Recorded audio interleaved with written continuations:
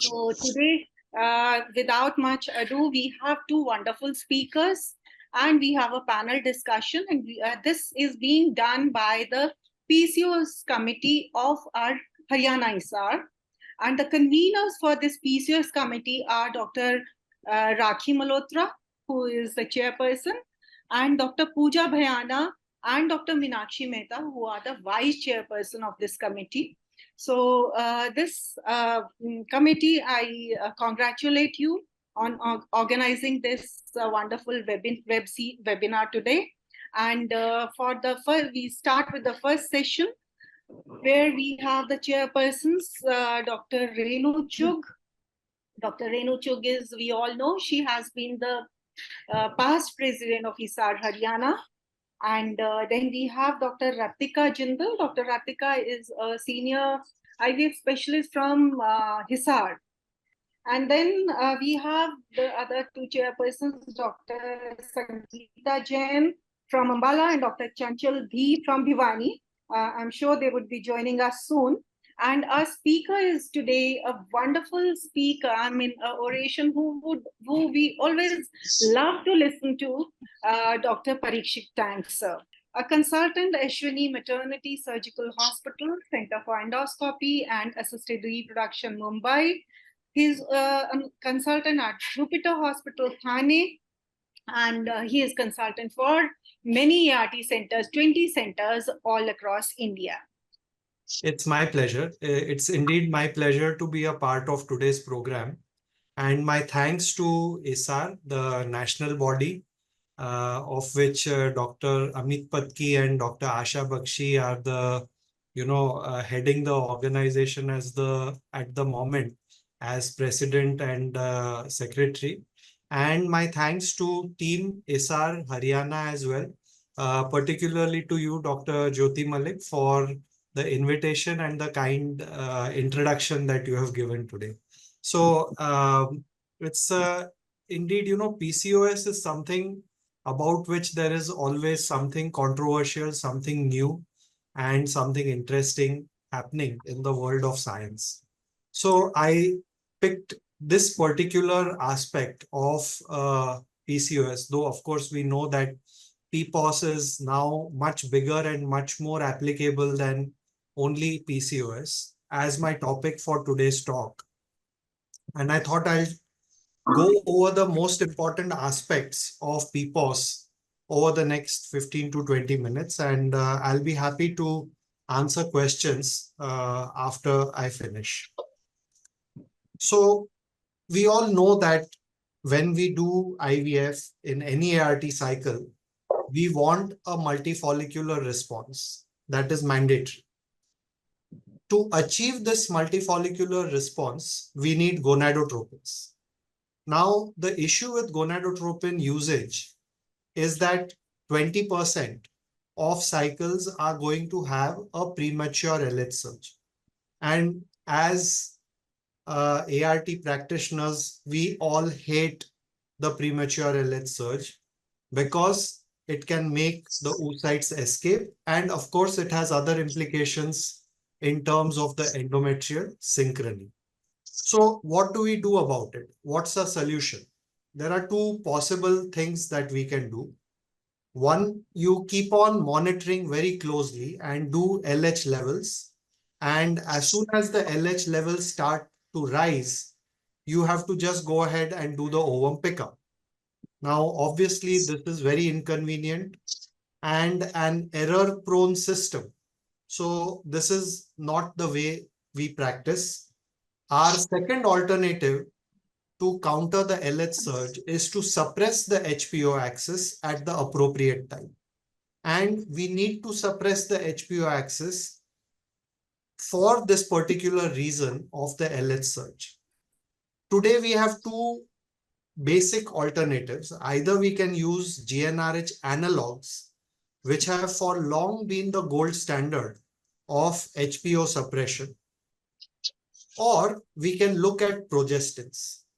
Progestins are exciting, they are new, and that is why we are talking about PPOS or progestin primed ovarian stimulation. Now, there is some controversy about the exact terminology. Some people say you shouldn't call it progesterone primed. Maybe you should call it progesterone controlled or progesterone influenced ovarian stimulation, but that's all semantics. We know exactly what we are talking about. And the big impetus really for PPOS came from two other very important considerations. One is the OHSS free clinic concept and the use of the agonist trigger in women with PCOS. More and more women who have PCOS were designated to go into a freeze all cycle. And because of that, PPOS started becoming more popular. And of course, we know that freeze thaw is now an established and validated process, which gives us the confidence to expand our indications of doing PPOS. So, we've moved from our conventional GnRH agonist type of cycles where the agonist was started in the previous month or the previous cycle. That's the typical long protocol. One modification was to start it on the day that you start stimulation with gonadotropins. That's the short GnRH agonist protocol. Then about 20 years or so ago, we moved, really en masse to the GnRH antagonist protocol. And that gave the flexibility of either using HCG or GnRH agonist. And today we are looking at the PPOS, either the conventional PPOS or the flexible PPOS. I'll talk about what they exactly are. And the biggest attraction of PPOS is really, it's the one which promises the woman the fewest number of injections. Cost, how is it controlled? We'll come to towards the latter part of this deliberation. So because of certain advantages that PPOS offers, it has become a matter of study. It has become quite an interesting scientific paradigm, which we are looking at. What's the mechanism? Why does PPOS work? I mean, progesterone and estrogen both actually have very dubious effects on the HPO axis. Sometimes they are stimulatory, sometimes they are inhibitory.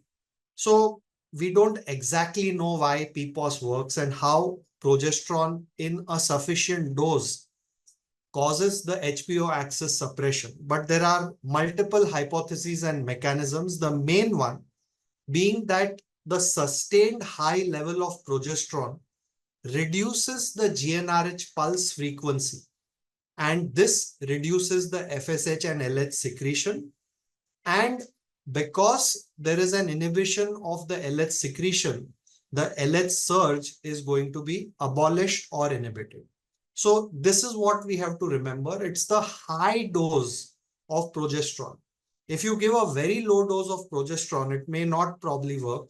But what you need is a sufficiently higher dose than what causes transformation. Now, progesterone, when we give it in an estrogen primed environment, the most basic effect it will have is transformation of the endometrium. That happens at fairly lower doses. But what we are looking at is a higher dose of progesterone, which will be enough to inhibit the LH surge if we were to use it in PPOS. So the one which I've highlighted in red is the high exogenous progestin effect, reducing the pulse frequency and consequently abolishing the LH surge. So what does the ovary do when we are using PPOS? And here we've got a fairly large, data set, which has been subjected to meta-analysis, published very recently, just earlier this year in RBMO. And if we look at PPOS as the reference, so just follow the cursor. So PPOS, that's the first column, is the reference. Now, what can we compare it to? We can either compare it to GnRH antagonist cycles or we can compare it to GnRH agonist cycles. And what has been found in the meta-analysis, which included data of moderate quality, which is usually something which you can rely on, is that the duration of stimulation, amount of gonadotropin consumption, oocyte yield, mature oocyte yield, everything was the same in PPOS and GnRH antagonists. So these two are exactly alike, no difference. If you were to compare PPOS and GnRH agonist in the typical long protocol, you would have to give gonadotropin at a higher dose for a longer duration, and you would ultimately end up using more gonadotropin in GnRH agonist long protocol as compared to PPOS. So obviously, PPOS scores over GnRH agonist long protocol. If you are a fan of the GnRH agonist short protocol, more or less the same, no difference. And of course, no difference between PPOS and GnRH antagonist, which a lot of us have switched to almost entirely in clinical practice. Okay, having understood that PPOS does not affect the number of eggs, the number of mature eggs, or amount of gonadotropin that we are going to use, the next question is, which progestin should we use? So I had mentioned that there is something called a transformation dose, and then there is a higher dose that you need to inhibit ovulation. So if we look at medroxyprogesterone, that dose is nearly the same, and that's just 10 milligrams a day. A very, very commonly used dosage regime that we give even for the simplest of indications like causing a withdrawal of menses. Even that we use the same dose. So there is no worry about the safety of such a dose. So medroxyprogesterone is the one which at a very reasonable 10 milligram per day dose can do the job. Of course, other progestins have been used, like natural micronized progesterone in a dose of 300 milligrams vaginally is effective. Dydrogesterone is effective, but it needs a much higher dose than the 30 milligrams that we use typically in the luteal phase. And then there are a host of other agents which can also do the job.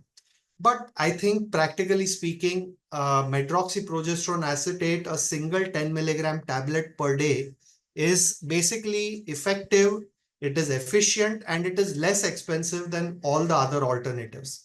Therefore, if you go to look at, all the literature, it all naturally favors the use of medroxyprogesterone acetate over any other form of progestin. It just intuitively it makes sense.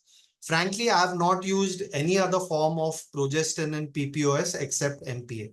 It's just too practical to use MPA as compared to anything else.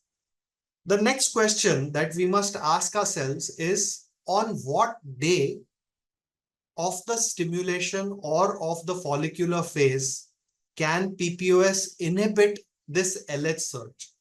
Now, if you look at conventional PPOS protocols, they talk about starting the progesterone. That means the MPA starts on the same day as the gonadotropin. So day 2 or day 3, you start with the PPOS. There has been some shift in that thinking, and that arises from our understanding as to exactly when progesterone is going to act in that estrogen primed environment. And the understanding is that it can inhibit the LH surge provided that it's not too late. That means you can delay the start of progesterone until day 7 or day 8 of the follicular phase, which basically translates into day 5 or day 6 of stimulation in an ART cycle. Of course, you don't want to leave it till too late, because by then there are certain mechanisms in place which will be impossible to break. And I prefer not to give it too early, because MPA has a fairly strong and profound inhibitory effect on ovarian stimulation if it started at a high dose too early. So my preference is day 5 or day 6 of stimulation, 10 milligrams of medroxyprogesterone acetate. Don't start it right at the beginning. And I therefore prefer this. That's the flexible PPOS protocol. So it's really very, very simple. Day 1, you do nothing. Day 2, you start giving the gonadotropin as has been marked by these injections. Continue with the gonadotropin, and on day 5 or day 6, you add the progesterone. Continue both until you are ready to give the trigger. You give the progestin on the day that you're going to give the trigger also. That should not be forgotten. What about the interval in PPOS cycles? The trigger to oocyte retrieval interval, or TORI, depends on what you are going to estimate as the oocyte maturation time from the trigger. So conventionally, we look at 35 to 36 hours. That's the standard. But a few years back, there were some hypotheses that suggested that PPOS cycles are a little different. And there was some work which was done in mouse models where they studied the molecular mechanisms influencing oocyte maturation. And it was thought that you should probably have a little delay. That means you should have a TORI of 37 to 38 hours in PPOS if you were to go with these molecular mechanisms. However, they were studied in humans and it was not found to be true. So clinical practice remains the same. You give the trigger and 35 to 36 hours later, you just do the ovum pickup as in any other ovum pickup cycle. So the TORI is not affected in PPOS, in short. Now, as I discussed, there are two protocols. There is a flexible PPOS and there's a conventional PPOS. And we could compare all of that to the GnRH antagonist cycle. Now, this is a comparison table where our reference point is the flexible PPOS. Okay, that's the first column.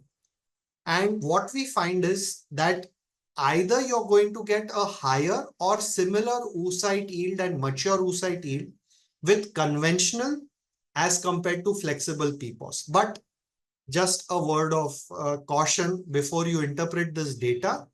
This is mainly the data which has come from women who have a decreased ovarian reserve or poor prognosis patients.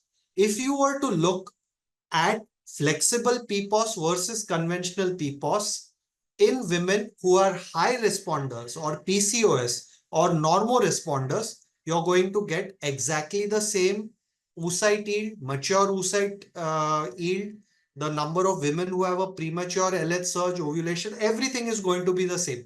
Only this group, the decreased ovarian reserves, may do a little better with conventional PPOS as compared to flexible.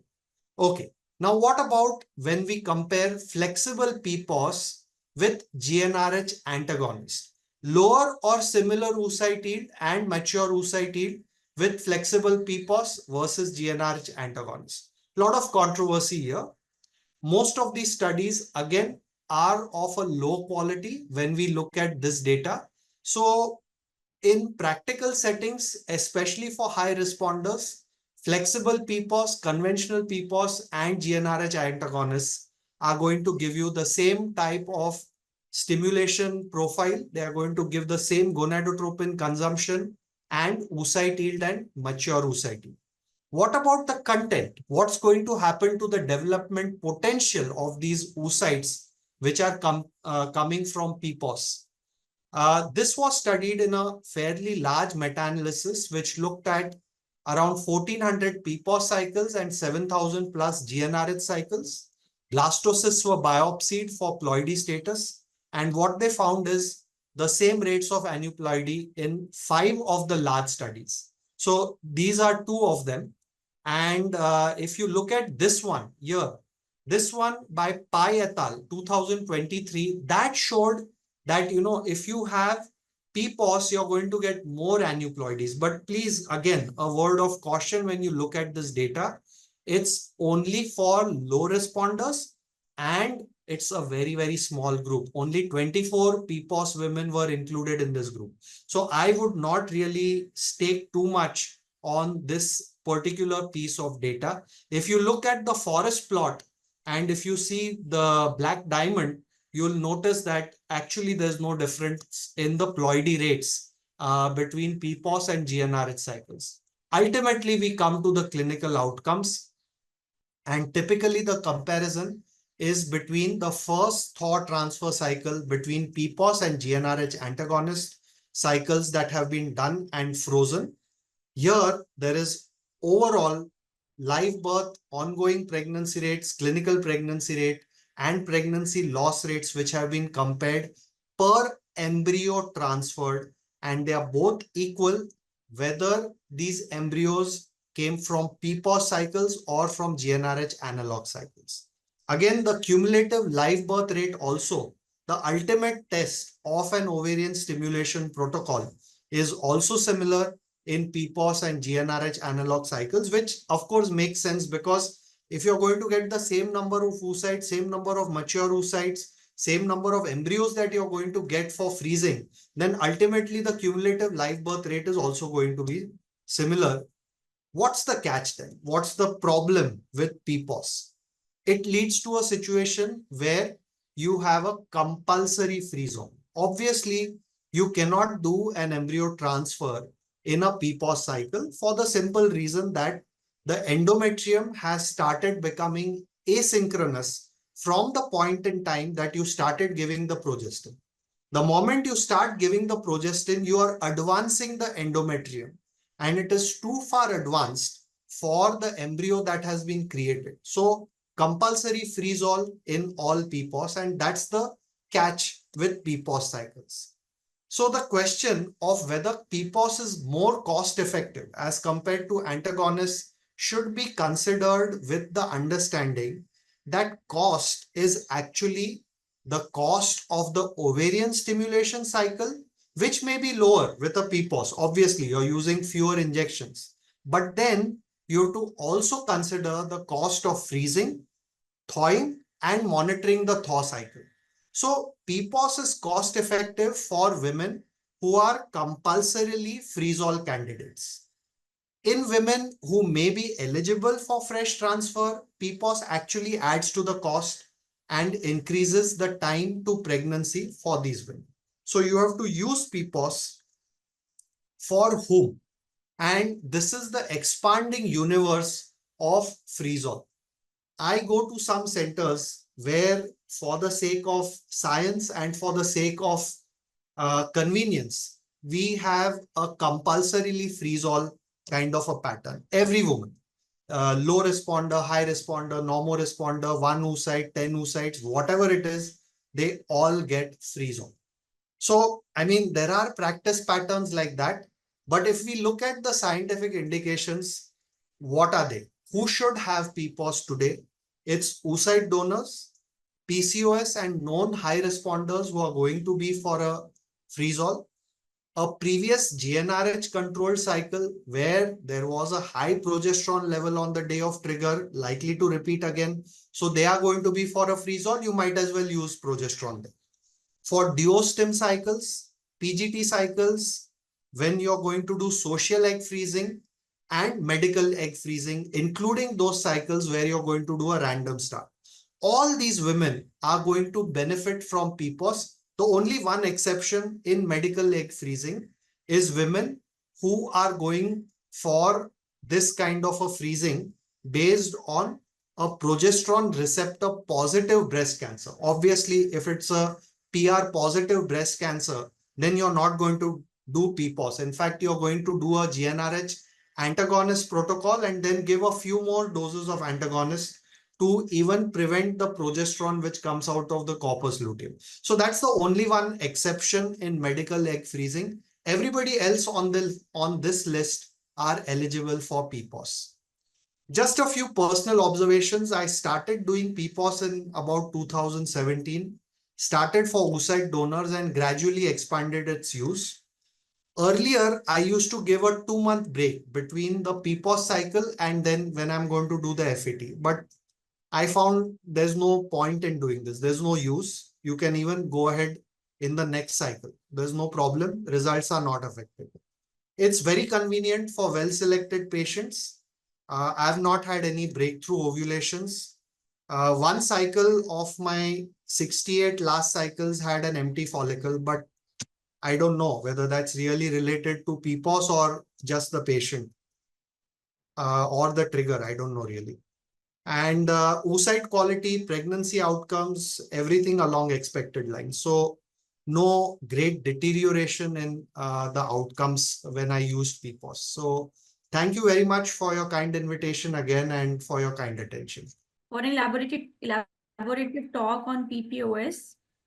Now I invite the chairpersons for their comments. Dr. Renu, Chugh, Dr. Ratika, Jindal. Hello, sir.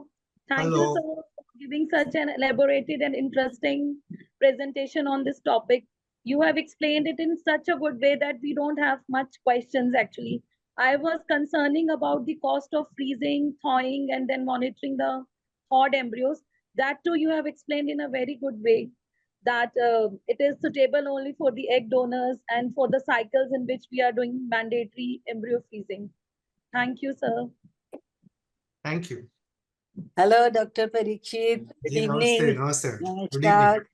Nice to have you as a speaker today in My Haryana, pleasure. ISAR. We are really blessed for this.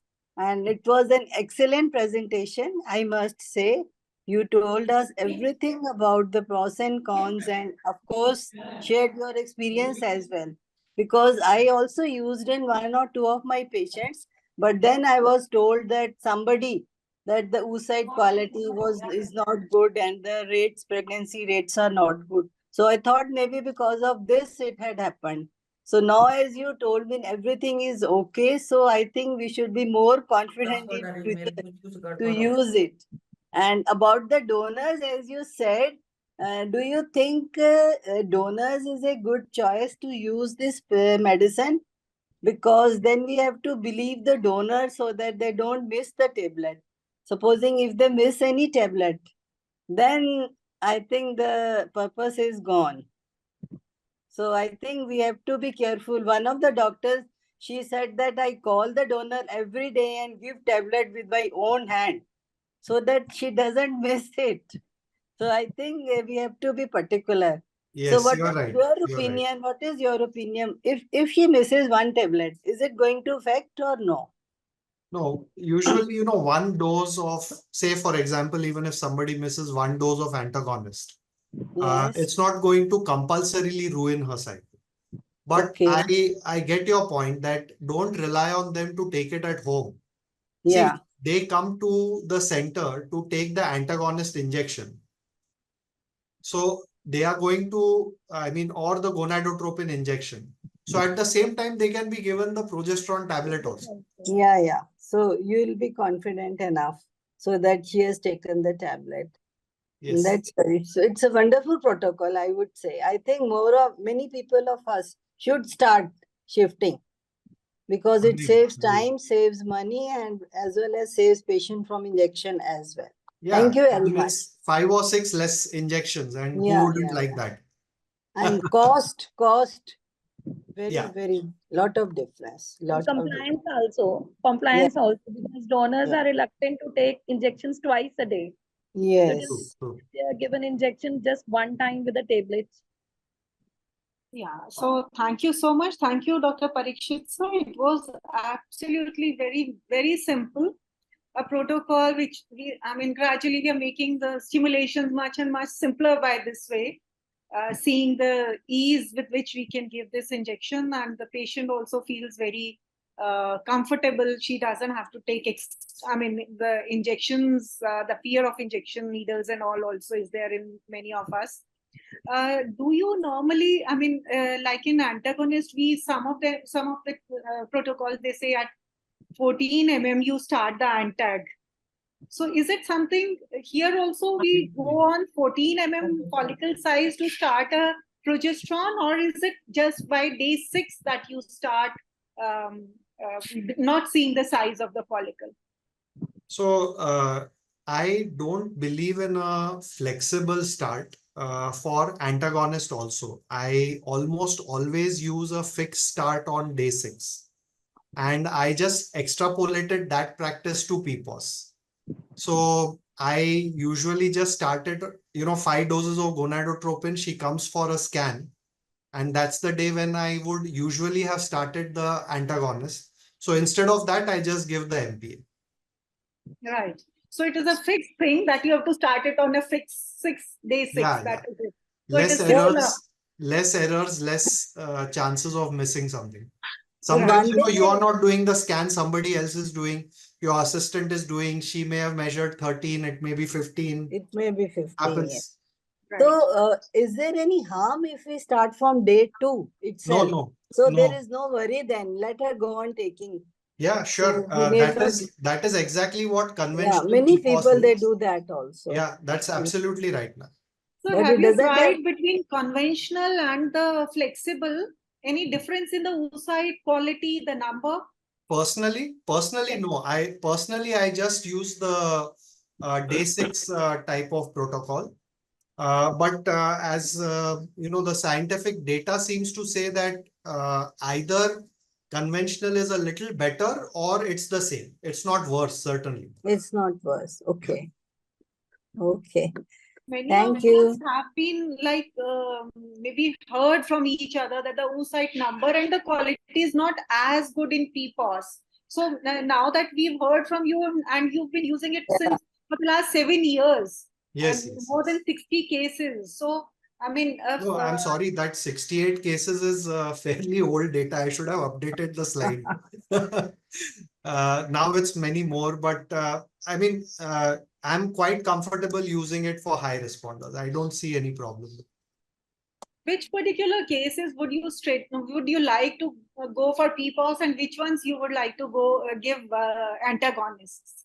So, typically PCO. donors only PPOS. Now, no more Yeah. antagonists for them No more. straight away. I would say 90% of my PCOS stimulations are PPOS now. I've stopped using antagonist.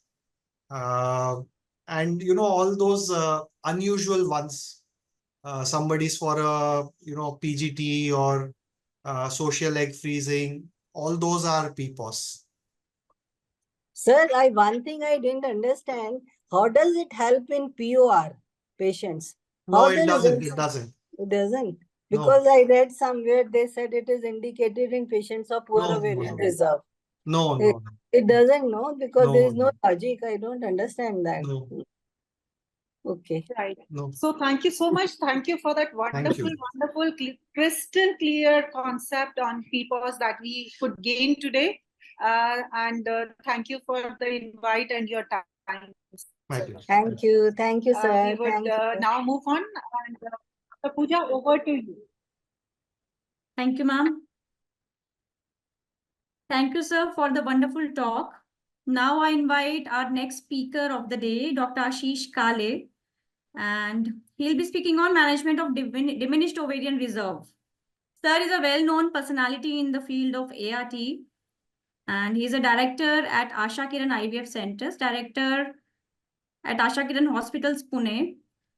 He has been an active member of FOXY and various other societies, and he has been the recipient of a large number of, I would say, sir, this is a long list. So you are absolutely fine. It's being my honor, and it's really I feel privileged to talk to and interact to all of you. And at the outset, I'm really thankful to my friend Dr. Jyoti who invited me for this webinar.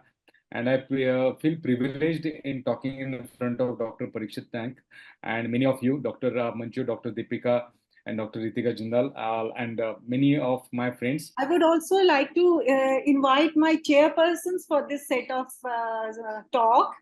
I would like to request Dr. Shila Gulia. I would invite Dr. Shila Gulia. She is the Yes. president. Very good afternoon to all of you. Good afternoon, Good Dr. afternoon, ma'am. Shila. Good Yes. afternoon. From Bhiwani. Then we have another dear, beautiful, hardworking person, Dr. Shavika Kalra from Panipat. She is also the president of the Panipat of Gynae Society. Our Then we pleasure. have Dr. Anshu. Dr. Anshu, whether she's there, and then Dr. Rimmy Singla. If Dr. Rimmy Singla is joined, so we have these as the chairpersons, and we will take your comments at the end of talk by Dr. Ashish. Thank you, Dr. Ashish, for joining and on the talk on a subject which is also another difficult topic of poor ovarian reserve. So over to you, Dr. Ashish.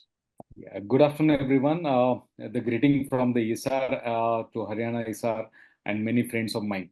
Today, I'll be talking about the diminished ovarian reserve. So we know that the majority of the infertility work is related to the male infertility and female infertility. But saying that, when we're talking about female infertility, it's like an ocean. You can see the waves are coming up, and just they are where they are, we are at the coast and want to enjoy that particular sea. But some of the time, that enjoyment leads into a disaster effects. So similarly, when we come across the diminished ovarian reserve patient, we thought of what is the age of the patient and what is the future treatment protocol. So here is when we're talking about a diminished ovarian reserve, the important to distinguish it is between the premature ovarian failure or poor ovarian response. For the clinical point of view, to give the appropriate treatment for these patients, because the premature ovarian failure, or it's called as ovarian insufficiency before the age of 40. There has been a triad of science which includes the amenorrhea for 4 months, decreased estradiol serum levels, increased FSH, and that has to be taken in 2 different weeks apart. But nowadays, this is not hold true because we know a different entity which is coming up. The poor ovarian insufficiency may be a clear occult state, or maybe a biochemical state, or maybe overt state. The occult state is a clinical where there is a reduced fecundity. Biochemical state is a reduced fecundity. And when we're talking about our category, that is a diminished ovarian reserve, we call it as a biochemical state. What is a biochemical state? Wherein the elevated FSH is there, but the periods are regular. So majority of the patients, when come back to us, they thought that their periods are regular, but when we do their test, we found out the AMH is less, we found that the AFC is less, and we found that the FSH is on a higher side. Then the dilemma comes what the treatment is. So where we need to start, we need to understand what is the criteria. The criteria has changed from the Bologna criteria to the Posidonian criteria.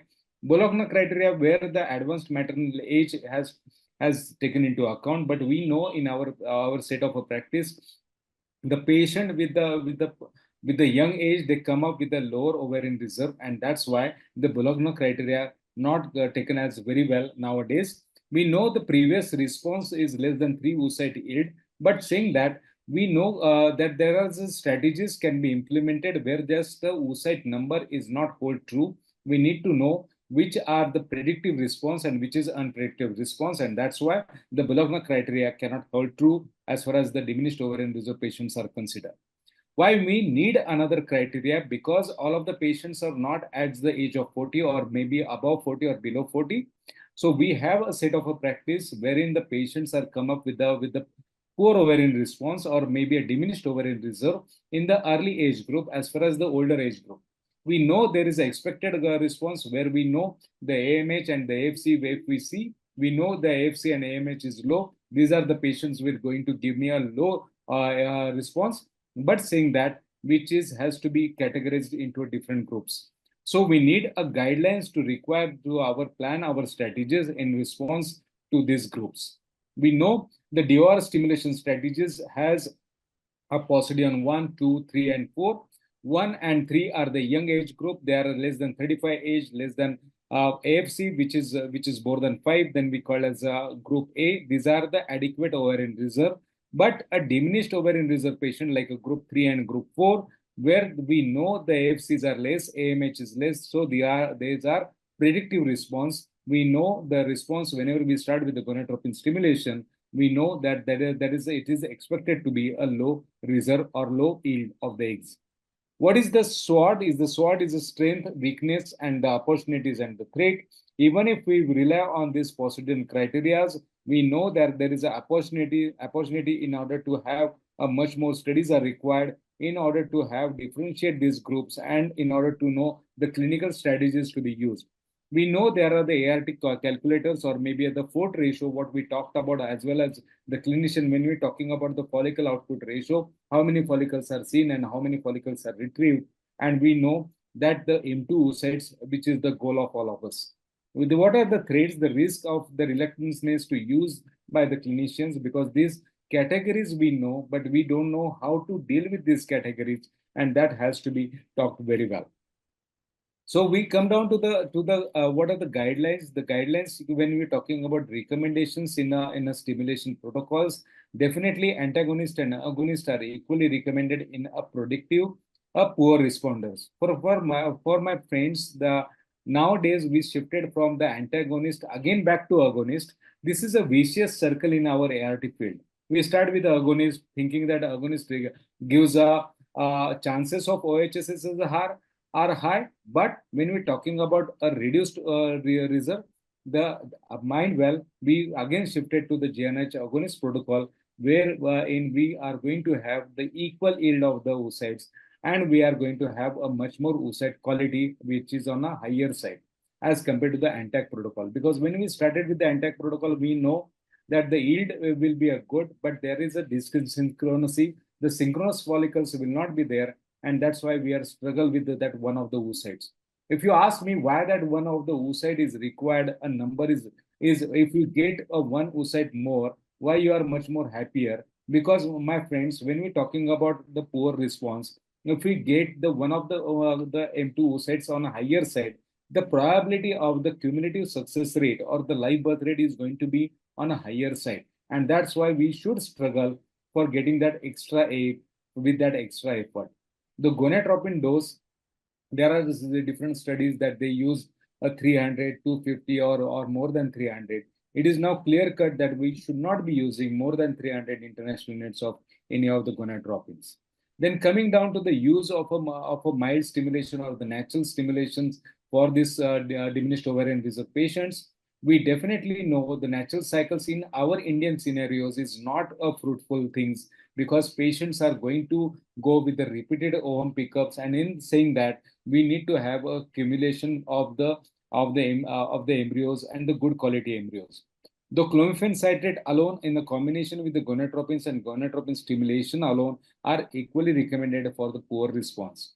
For the country like India, what I suggest, if you are going to get IVF light, that is a soft stimulation, you start with the clomiphene citrate or maybe a letrozole, and then you add up with the gonadotropins, and then you go with the pickup. The chances of the oocyte retrieval will be the same as compared to the any other stimulation, and the price won't by the people will be reduced down. The addition of the letrozole to the gonadotropin stimulation protocol is probably not been recommended, because we know that when we're talking about the clomiphene citrate and the letrozole acts as an aromatase inhibitor. But when we're talking about the clomiphene citrate, it will be a selective estrogen receptors modulator, ACRM, and that is where when we have a low estrogen levels, it will give a positive feedback mechanism related to the FSH release, and we're going to yield more. In these patients, because of the high availability of the gonadotropins in their body is low, so we need to have that FSH surge, which is required in initial stimulation practices. Then the million-dollar question comes. All of us started with the dual stimulation, and we thought that the dual stimulation will suffice our stimulation strategies, but it not hold true. What is the dual stimulation? All of us knows that there is a follicular waves. The follicular waves in a follicular stimulation in a menstrual cycles, there may be a 2 or 3 or there may be a 4 follicular waves, but that follicular waves may be in a luteal phase or maybe in a follicular phase. In order to have that particular things to be addressed, we need to understand the dual stimulation is just a strategy. What is the implication of the dual stimulation is that we are going to achieve more and more oocyte and more follicles will be retrieved, and we are going to have embryos which will be eventually are much more helpful for the number of embryo transfers in our cycles.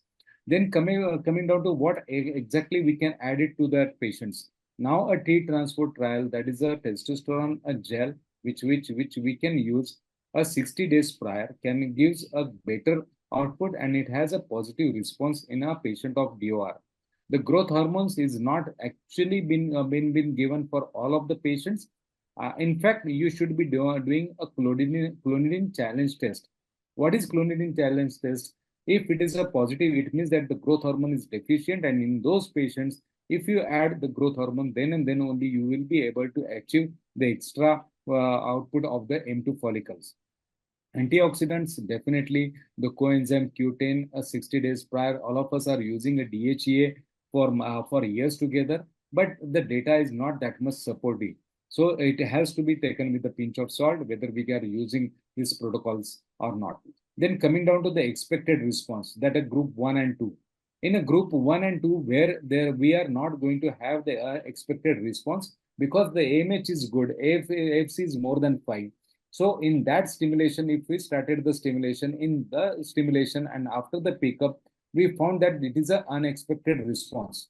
So why it is unexpected response? Because of there may be some of the follicles which has a polymorphism in the receptors. And in this particular studies, if you use a FSH little bit on a higher side, or if you add a recombinant LH, it will be helpful in order to get the good USET later on.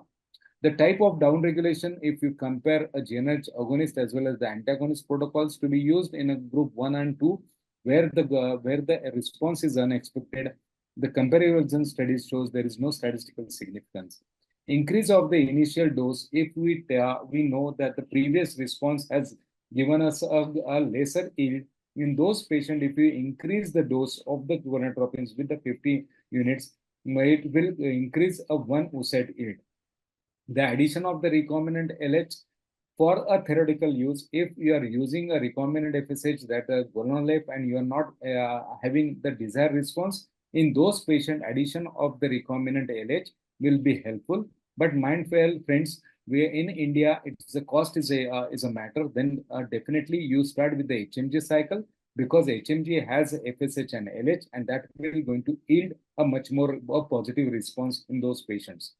Dual stimulation in this unexpected group 1 and 2 has no statistically beneficiary effect, so it has to be reserved for the category 3 and 4. The androgen supplementations, the Posidion 2 group patients are DHA supplementation has a higher live birth rate and lower miscarriages rate as far as the Cochrane review is considered. The guidelines for the stimulation of any of the patient, we need to follow some guidelines. Always we go to the ISRA or ASRM, where the maximum delegations is from the India. What we learn that the guidelines come up with the evaluation of our practices. If I practice some protocols which will be better for our population, always we stick to that gonadotropins or we stick to that protocols. And that's why the guidelines are required in order to stimulate or in order to have our streamline of our practices. So what is the change in the nomenclature? We never use nowadays a premature ovarian failure. We call as a premature ovarian insufficiency. Why it needs to be? Because we need to have a uniformity in our documentations, in our presentations, for the patients to understand the treatment protocols, uniform the treatment modalities for the group of the patients, which may be a group 3 or group 4 or group 1 or group 2, where we know the young patients may have a lesser ovarian reserve and the older patient, because of the age, has a lesser ovarian reserve. In order to say that, when we are Googling the documents, if we Google with the POI, the nomenclature has been changed for last 5 years. And nowadays we talked about not a diminished ovarian reserve, we call as ovarian insufficiency or a poor ovarian responders. So in that things, if we are having the literature search from the European journals and for the Cochrane, we found that there is a literature changed from the DOR to POI, and nowadays we're talking always about the POI. The guidelines that there has to have some clinical points. When you're taking the history has to have certain things in our mind. If the patient is having oligomenorrhea or maybe amenorrhea for last 4 months, and even if she is young, we need to stress upon the history to find out this poor ovarian response or maybe of insufficiency patients. What is things that has to be taken into account? We need to investigate them, because investigations plays an important role. Whether that is a genetically predispositions are there, or whether it is a really a POR patients, because If there is a fragile X patients coming down to you and you start with the gonadotropin or something like that, she's not going to have a good yield. So our line of treatment will be totally different as compared to those who are true POR. What is a true POR? Where we done all these tests and we found out the positive test and the negative test. Their karyotypings are the normal. There is no deletion of the any chromosomal or aberration of the chromosomal factors. We know that there is no antibodies or there is a TPO, anti-TPO antibodies are negative. Then these are the patients wherein I will going to expect the positive response, and I will change my strategy in order to give the gonadotropin stimulation. The ISRA guidelines recommendations for the POI is that we have to talk about that there is a definitely requirement of a different strategy for the stimulations, maybe a dual stimulations, maybe a repetitive IVF programs, or maybe a donor or oocytes programs in certain cases where definitely a certain strategies is not going to work out. Then definitely there is a need to sensitize the patient about their belief, that some of the patient has a belief that even if they are 29, how this POI is going to exist, because we have to sensitize them, we have to talk to them that this can exist, and these are predictive values wherein we need to have a strategical treatment in order to achieve the pregnancy in a duration time. Then come down to the what is the next in our tool is a regenerative medicine. What is a regenerative medicines and what is the stem cells and what is the PRP, what we're talking about? Without taking a much of the time, see, we always evolve in our sciences. We evolve by doing a single stimulation with the gonadotropins, then come down to the dual stimulation, addition of the gonadotropins, addition of the recombinant LH. But still in an older population, wherein there is AMH is literally go down, the ovaries are streak ovaries or ovaries are not showing that much functions, then regenerative medicines comes into play. What is a regenerative medicine? Is a process of replacing, process of engineering, and process of regenerating. What is a process of replacing? Is a replacement of the dead by the live tissue, and the which are going to have the cells or the organs to restore and establish their normal functions. And how that can be reassured?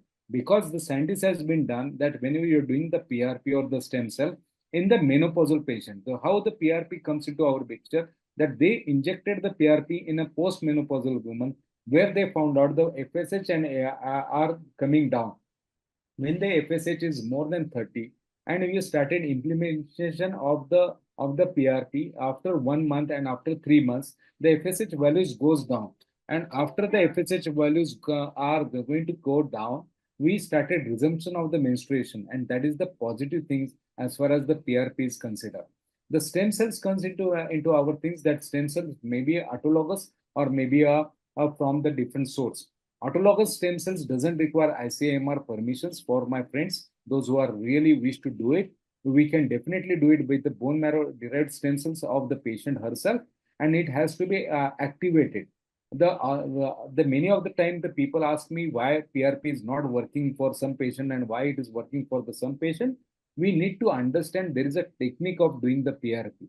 I have seen the many videos where they are doing the PRP in the hysteroscopy, where after the injecting of the PRP, half of the PRP comes back. So there is a definitely a technique of doing the PRP, and which I will be telling in just a few minutes. We do understand the poor responders has adjuvant therapies, increase FSH doses, maybe a gonadotropin antagonist protocols, LH supplementation, and mild stimulation. But stem cells and the PRP really are going to have the interesting things. What is a PRP? Is a platelet-rich plasma. It is rich in growth factors. It's rich in interleukins. It's rich in vascular endothelial growth factors, epidermal growth factors, and the insulin-like growth factors. The PRP has a growth factors, along with it has a inflammatory mediators and the fibrinogens. Which action of the PRPs starts from our colleagues from the aesthetic point of view. They started a PRP in using facial wrinkles and for regenerative medicines. So PRP is not something new. Our orthopedic fellows are using the PRPs, but when we are talking about the PRP in our regenerative medicines, as far as the IVF is considered for the thin endometrium and the ovarian regeneration, wherein we put the PRP into the cortex, and it can be done with the transvaginal as well as the abdominal approach. So you will be asking me in which patient I will be using a transvaginal and not the abdominal approach. The volume of the ovary has to be calculated. If you are having a small volume ovaries less than 2, and wherein the accessibility of the ovaries are the issue because of the streak ovary, it is very difficult to puncture the ovary by the transvaginal route. In those cases, you have to go with the laparoscopic administration. I will not go into the details how the PRP has been used, but there is a one point that you need to use activated PRP. What is activated PRP? You can do activation of the PRP by the thermal waves like a cryocans. You have a fumes. You have to cryo precipitate and then thaw the PRP again in a 1 minute span. Then you have an activation by the thermal shocks. And secondly, by addition of the calcium chloride, that is the CaCl2. What that will cause? That will give a impact of a stimulation of this platelets, and this platelets is going to get activated. Whether you are checking your platelet by yourself, see the PRP prior, how much was the platelet into that blade, and then see the PRP preparation, and at least there is a 30% increment in that PRP, then those PRP is really going to work on your ovaries and the thin endometrium. We know we are using a single spin. Some of them are using a double spin, but we are happy to use a single spin PRP with the low RPM. Because if you are using the RPM on a higher side, more than 1500, it causes disintegration. So always when you wanted to prepare the PRP by yourself, use a RPM between 1000 to 1200. And the Buffy code you have to instill, you have to take with the plasma, because the Buffy code is only 0.5. Then how you are going to inject into 0.5 into 2 ovaries? So you have to dilute it with the plasma into it, and then you have to activate by the calcium chloride or maybe a thermal activation, and then you have to inject into the uterus or maybe the ovary, and that will be helpful for all of you. The comparison, when we talking about this, if you compare the double spin versus the single spin results are much more acceptable and much more on a greener side. Advantage of the single spin, it reduces the decay of the growth factors, and that's why we shifted from the two spin to the single spin. And the indications, we know that is a POI, poor responders, and reversal of the menopause. That is another thing that where you can be used the PRP into the ovaries. The inclusion criteria and the exclusion criteria in which patient the PRP is going to use.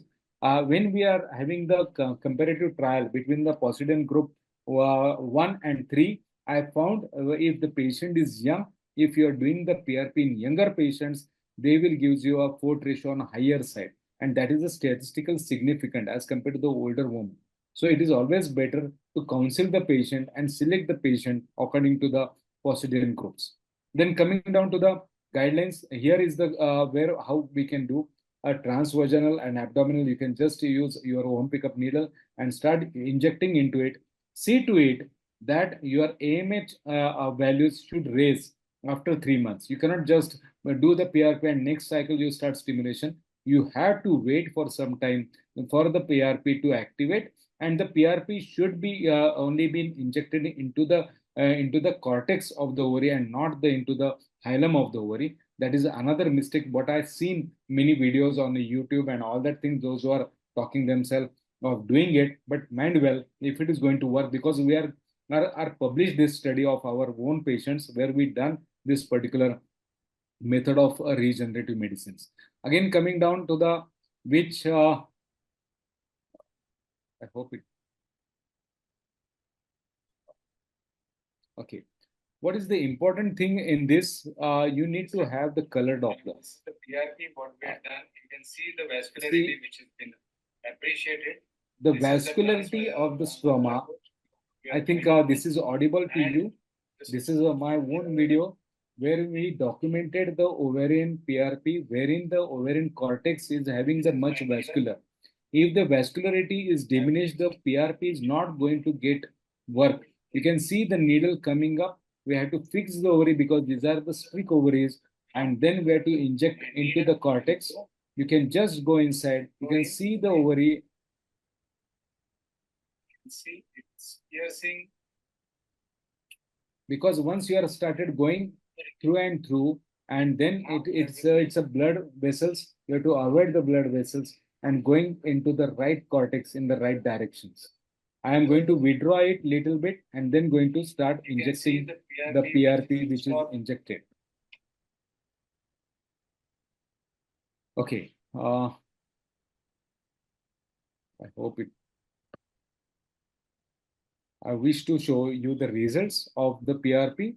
You can see the PRP failure values, PRP success after 2 months and after 3 months.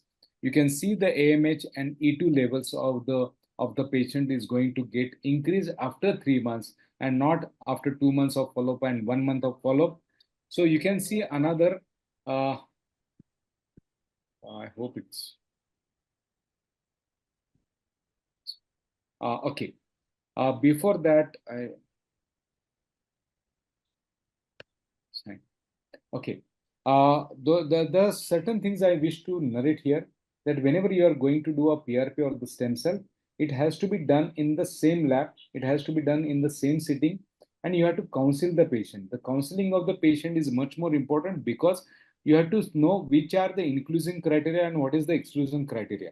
Inclusive criteria in which the patients are young, there is ovarian reserve which is there. If you are talking of only a AMH of 0.1 and doing the PRP, the chances of successful oocyte retrieval will be there, but the quality of the oocyte remains the same. What we talking about is the number of oocyte gain, and that will be much more beneficial as far as the young patient are considered. The counseling plays an important role for that matter. So, any questions? I'm happy to take that. Thank you. Thank you so much, sir, for an elaborative talk on, I think, I would say one of the most difficult topics, that is diminished ovarian reserve. So one of my questions, in your experience, have you been using or used growth hormone in poor responders? Yeah, now I talked already. See, there is always be driven by the pharma and driven by our own principles of using it. When we talking about the growth hormone, we need to understand the growth hormone is in a particular set of a patient. The growth hormone is not there. In those patients, you have to use a growth hormones, and the growth hormone is 0.1 to 0.5 international units. What we start. So if you do a clonidine test and the clonidine test is a positive, then and then only you should be using the growth hormone. Otherwise, there is no statistical increasement in any of the follicular recruitment. Yeah. Okay, sir. I would like to invite the chairpersons for the comments. Thank you, Dr. Ashish, for a very nice topic. A very explanatory lecture on a very difficult topic. Today, I have learned very new thing of regenerative medicine, injecting PRP in ovarian cortex. So what is the cut of poor ovarian reserve? What is the lowest AMH and highest FSH in which we can predict that this patient is going to respond poorly? See, madam, I practice in Dubai also, wherein the donor programs are not been there. Yes, sir. So in those patients, even if they are young or maybe they are old patients, even if the AMH is 0.1, 0.3, and there are some of the patients are postmenopausal. So talking to them is like, first I will resume the menopause first. I will give the PRP for a decrement of the FSH. That is the first counseling to them. Then I will give a how many PRP I should be instituted. The first PRP I will do today, then I'll give a gap of 3 months. I'll see her hormonal milieu. If the hormonal milieu is going to get a positive response, I will talk to the patient. I'll do a second setting of the PRP. Of doing the PRP, I will be doing a 3D ultrasound first to know what is the volume, what is the vascularity, that is a vascular flow index VFI of the ovaries, and then I will be seeing how many follicles I have seen. So that is my point of inclusion. Then I will ask the patient that I will definitely try second PRP, and then I will go with the home pickup later on. So PRP from the same patient, same sample? PRP, what is, madam, what we take? We take a 20 ml syringe. We take the venous blood. That venous blood has to be centrifuged into our Remy centrifugation, wherein we give a centrifugation of 1000 to 1200 RPM for 10 minutes. And then the buffy coat will come. we aspirate that buffet out and we'll see how many platelets are being generated. If there has to have a 30% increment in the platelet volume of the blood, what we collected, and then we have to activate that platelets by a chemical activation or maybe a thermal activation. And Yes, then sir.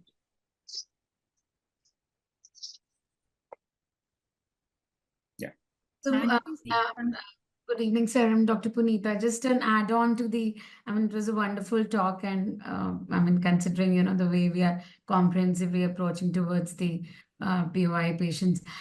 Just my question, how about the activator, sir? Could you please specify the activator add-ons and the? So we do two types of activator. Initially, I was doing a thermal activation that Right. all of us are having that cryocans, and the Right. cryocans has a liquid nitrogen and liquid fumes.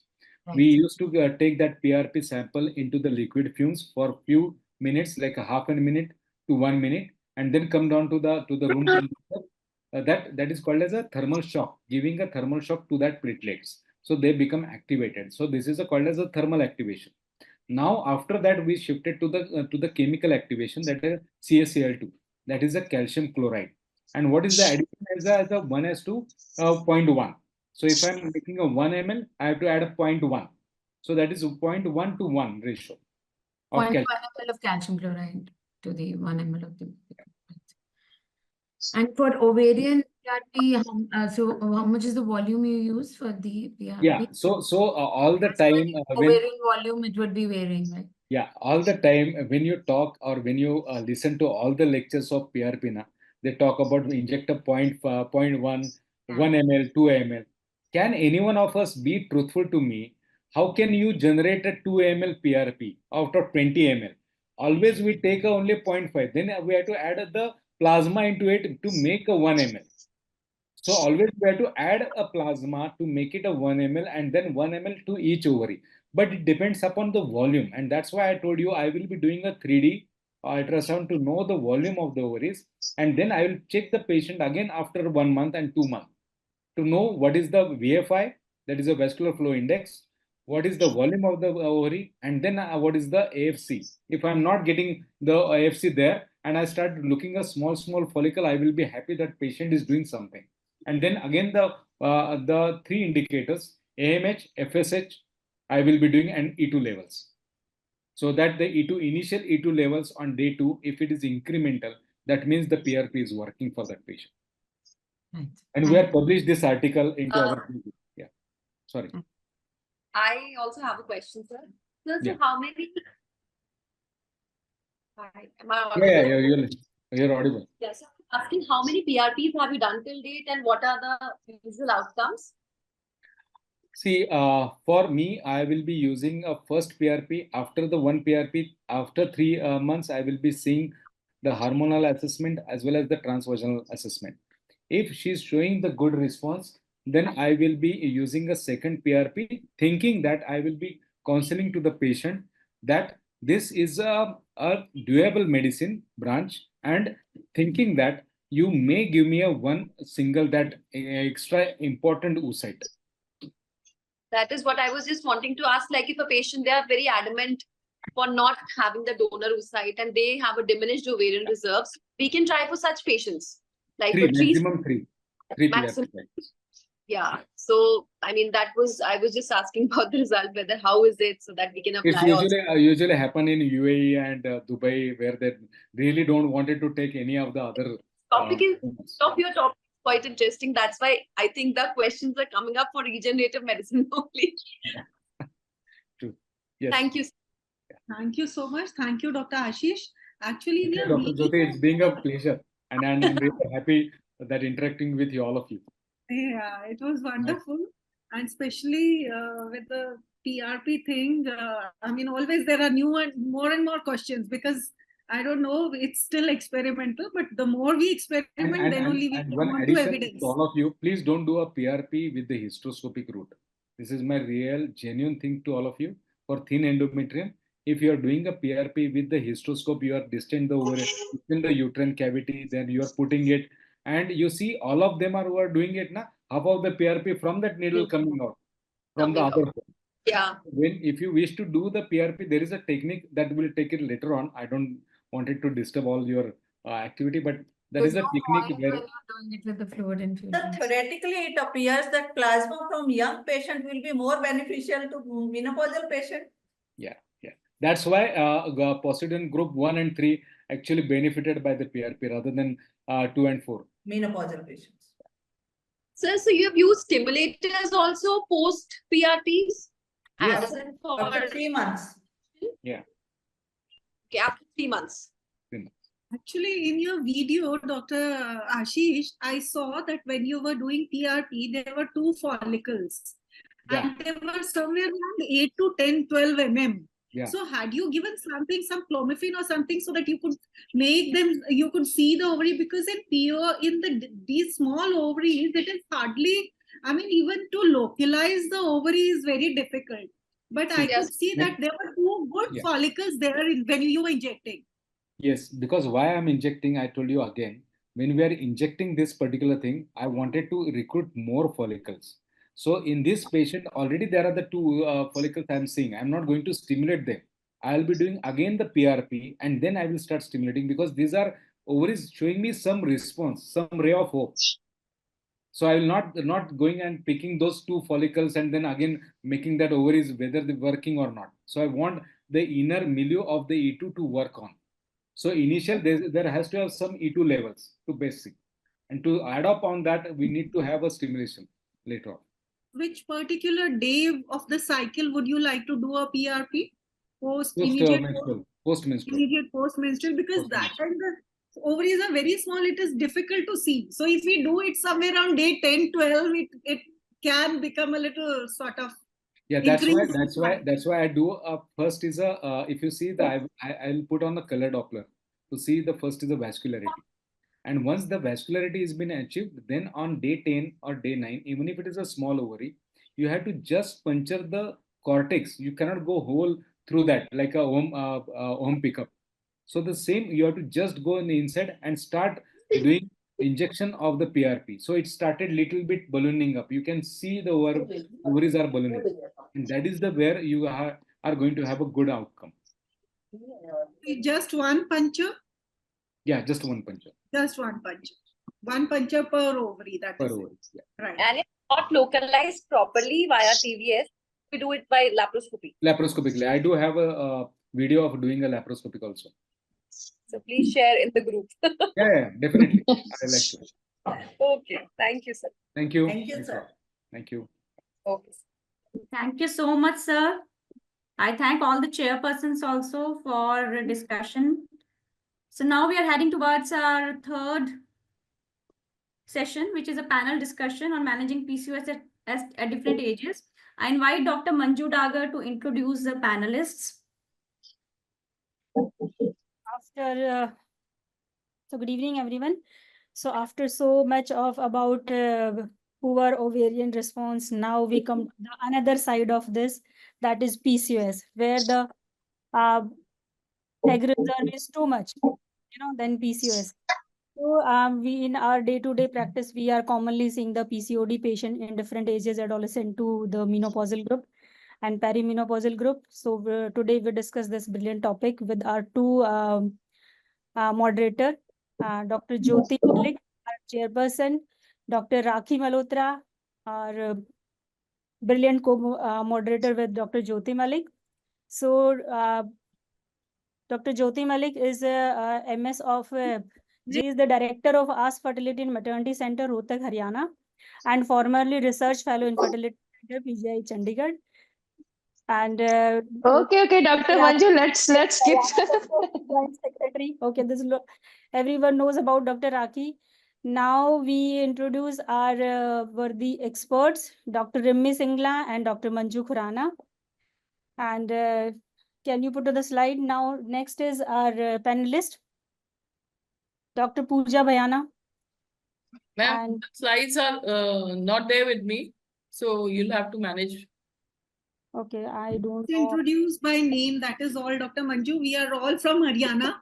And each panelist can give one introductory line when we... Dr. Pooja Bhayana is there, that is already with us. Yes, ma'am.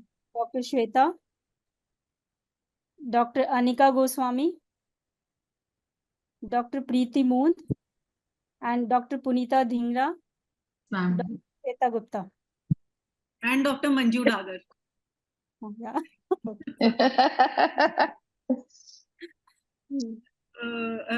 Thank you so much. Thank you, Dr. Manju, for the introduction. And it is indeed a pleasure to be here and moderating with my dear friend, Dr. Rakhi Malhotra. Dr. Rakhi is Senior Vice Chairperson of our Haryana ISAR chapter. And she's for the PCOS committee also, she is the chairperson with Dr. Pooja and Dr. Meenakshi as the vice chairperson. So it is a major health problem, PCOS, commonest endocrinopathy involving 10 to 20% women. 1/4 of women facing infertility have PCOS. 80% of our clinics, infertility clinics with anovulation are suffering from it.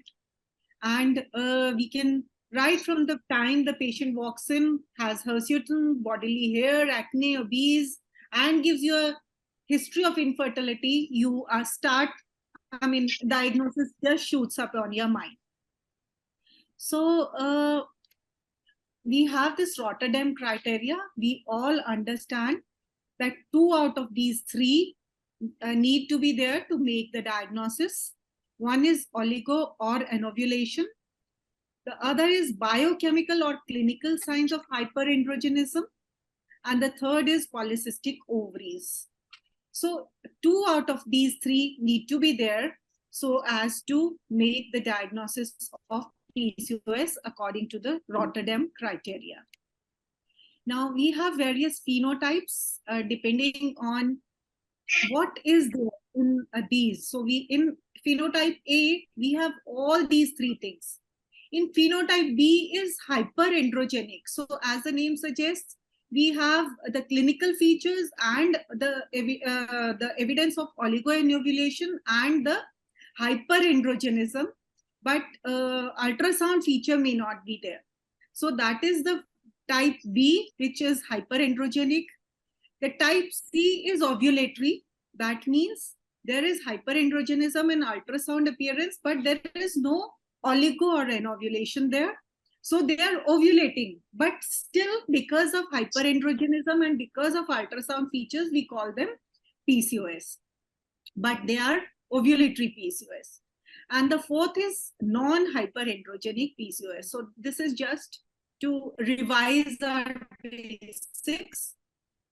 And this is the normal thing, the international evidence-based guidelines that we always refer to. And these are the guidelines from which the whole talk we will be referring to. And why? Because these guidelines have a lot of work has been put in. There was Australia, ASHRAE, ASRM, 5 development groups, 37 international societies, 60 reviews, and 3 years to complete it.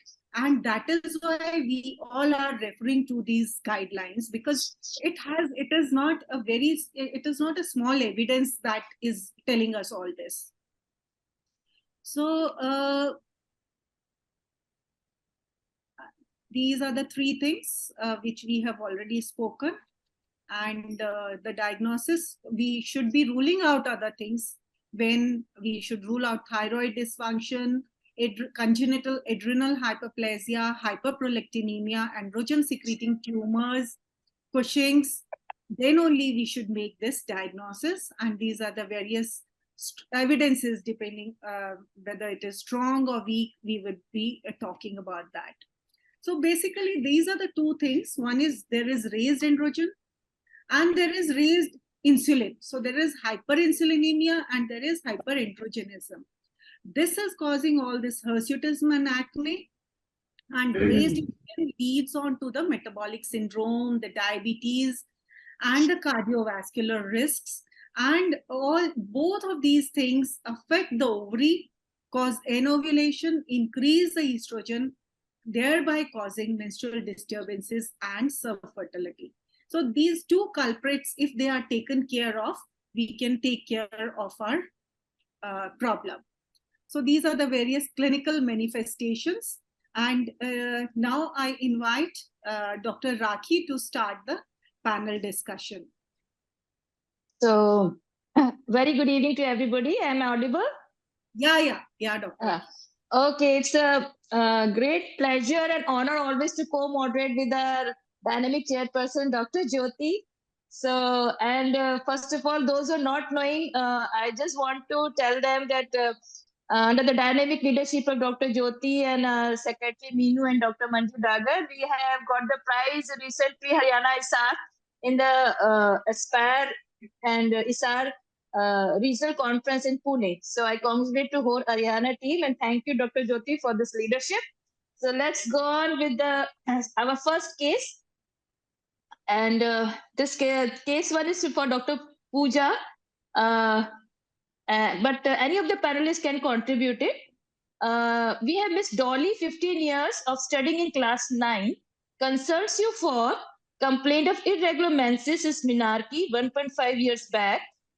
She had menses for 4 to 5 days and for 2 to 3 months. And mostly they are occasionally painful, and she took treatment for family doctor. Now she complains also of unwanted hair on face and pimples since 6 months. Now she was accompanied by her mother who asked for ultrasonography to be done to rule out PCOD. So her mother has, in family history, her mother has history of PCOS and had taken treatment some for infertility and had undergone lab at her native place. Now on examination, her BMI was 30 kg per meter square and acne on face and hairline on upper lip. So my question is it possible that Miss Dolly has PCOS and is it hereditary? And is it advised to do ultrasonography to confirm diagnosis? And what are the laboratory investigations advised? And how will you counsel Miss Dolly and her mother? And what treatment will you offer? So, Dr. Pooja, is it possible that Miss Dolly has PCOS? Is it hereditary? And can you enumerate the causes of PCOS, please, Dr. Pooja? Yes, ma'am. By clinically, if we go, Miss Dolly is having PCOS because she already had menarche 1.5 years, 1.5 years back.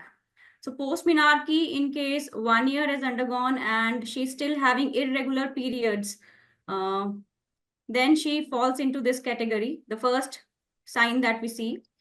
The other thing is she is having hirsutism, as well as she has, I think, increased BMI. BMI was 30, I believe.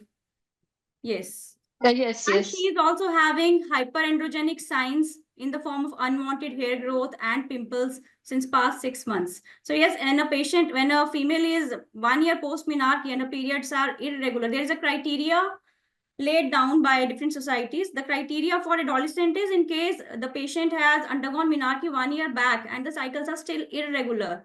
Irregular means 21 to 45 days till 3 years. Or after 3 years, they take it as 21 to 35 days. In case they are irregular in that pattern, the patient, along with she is having hirsutism, biochemical or clinical hirsutism. In that case, the patient lands into the category of PCOS. So what we have... yes, ma'am. That means she's under what we, Dr. Jyoti, just summarized that 2 out of 3 criteria one should fulfill for the for adolescent patients. Ultrasound is still not reliable. I would say till 8 years of menarche, you cannot rely on ultrasound because these adolescent girls will already have polycystic ovarian morphology. So ultrasound is actually for adolescent group. The criteria is not to go for the ultrasound. So will you go for hypoandrogenic clinical and biochemical? Sometimes these PCO adolescent group is overdiagnosed for PCOD. In this case, patient we need to evaluate further to label her for PCOS. Because in adolescent group, first 3 years there is irregular menses. We can consider PCOS only after when the irregular menstruation persists until after 3 years of menarche. And she has only 1.5 years. So we can, because in this case, the BMI is 30. So maybe the obesity may be the reason, and that may lead to insulin resistance and acne and hirsutism. That all is in a vicious cycle. So But we need. is there any chance of hereditary PCOS? Yes, there is. Yes, there is. Yeah, that's so we will keep that in mind, because her mother had a PCOS treatment and she has taken. So we will.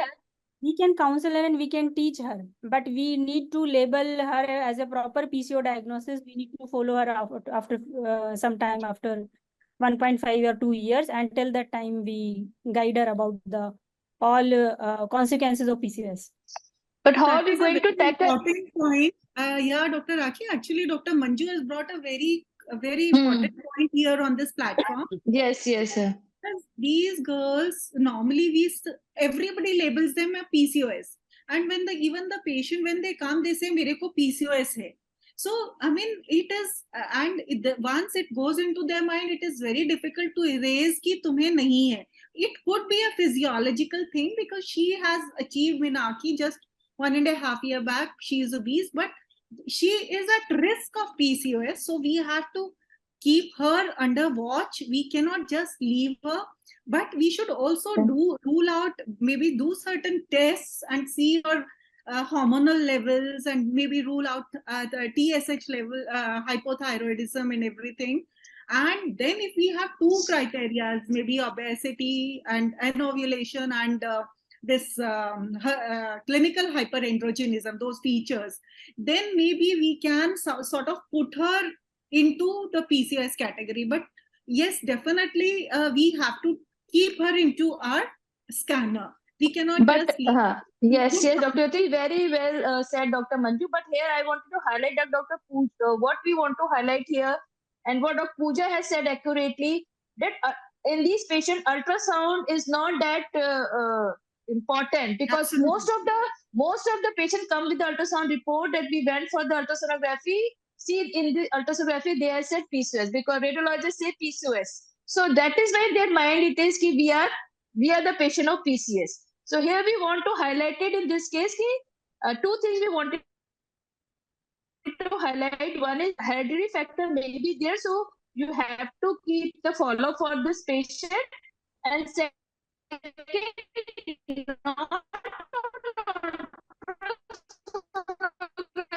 you have to diagnose the patient PCOS. So next slide, please. Please, Please share the slide. That there are genetic causes, there could be fetal causes, and there could be environmental factors. So these are the various causes that we were trying to find out for PCOS. So intrauterine exposure to hyperandrogenism can later on lead to PCOS.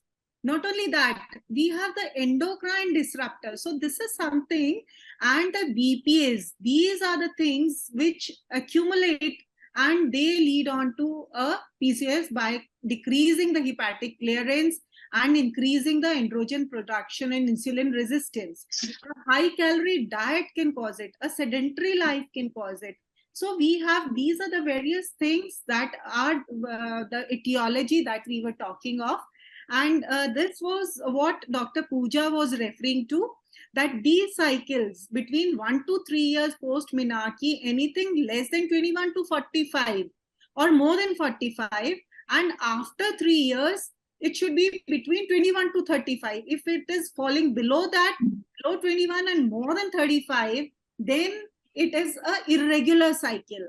Or even 1 year post Minaki, if it is coming after 3 years, 33 months, 90 days, or if there's a primary amenorrhea. So these are the definitions for an irregular cycle.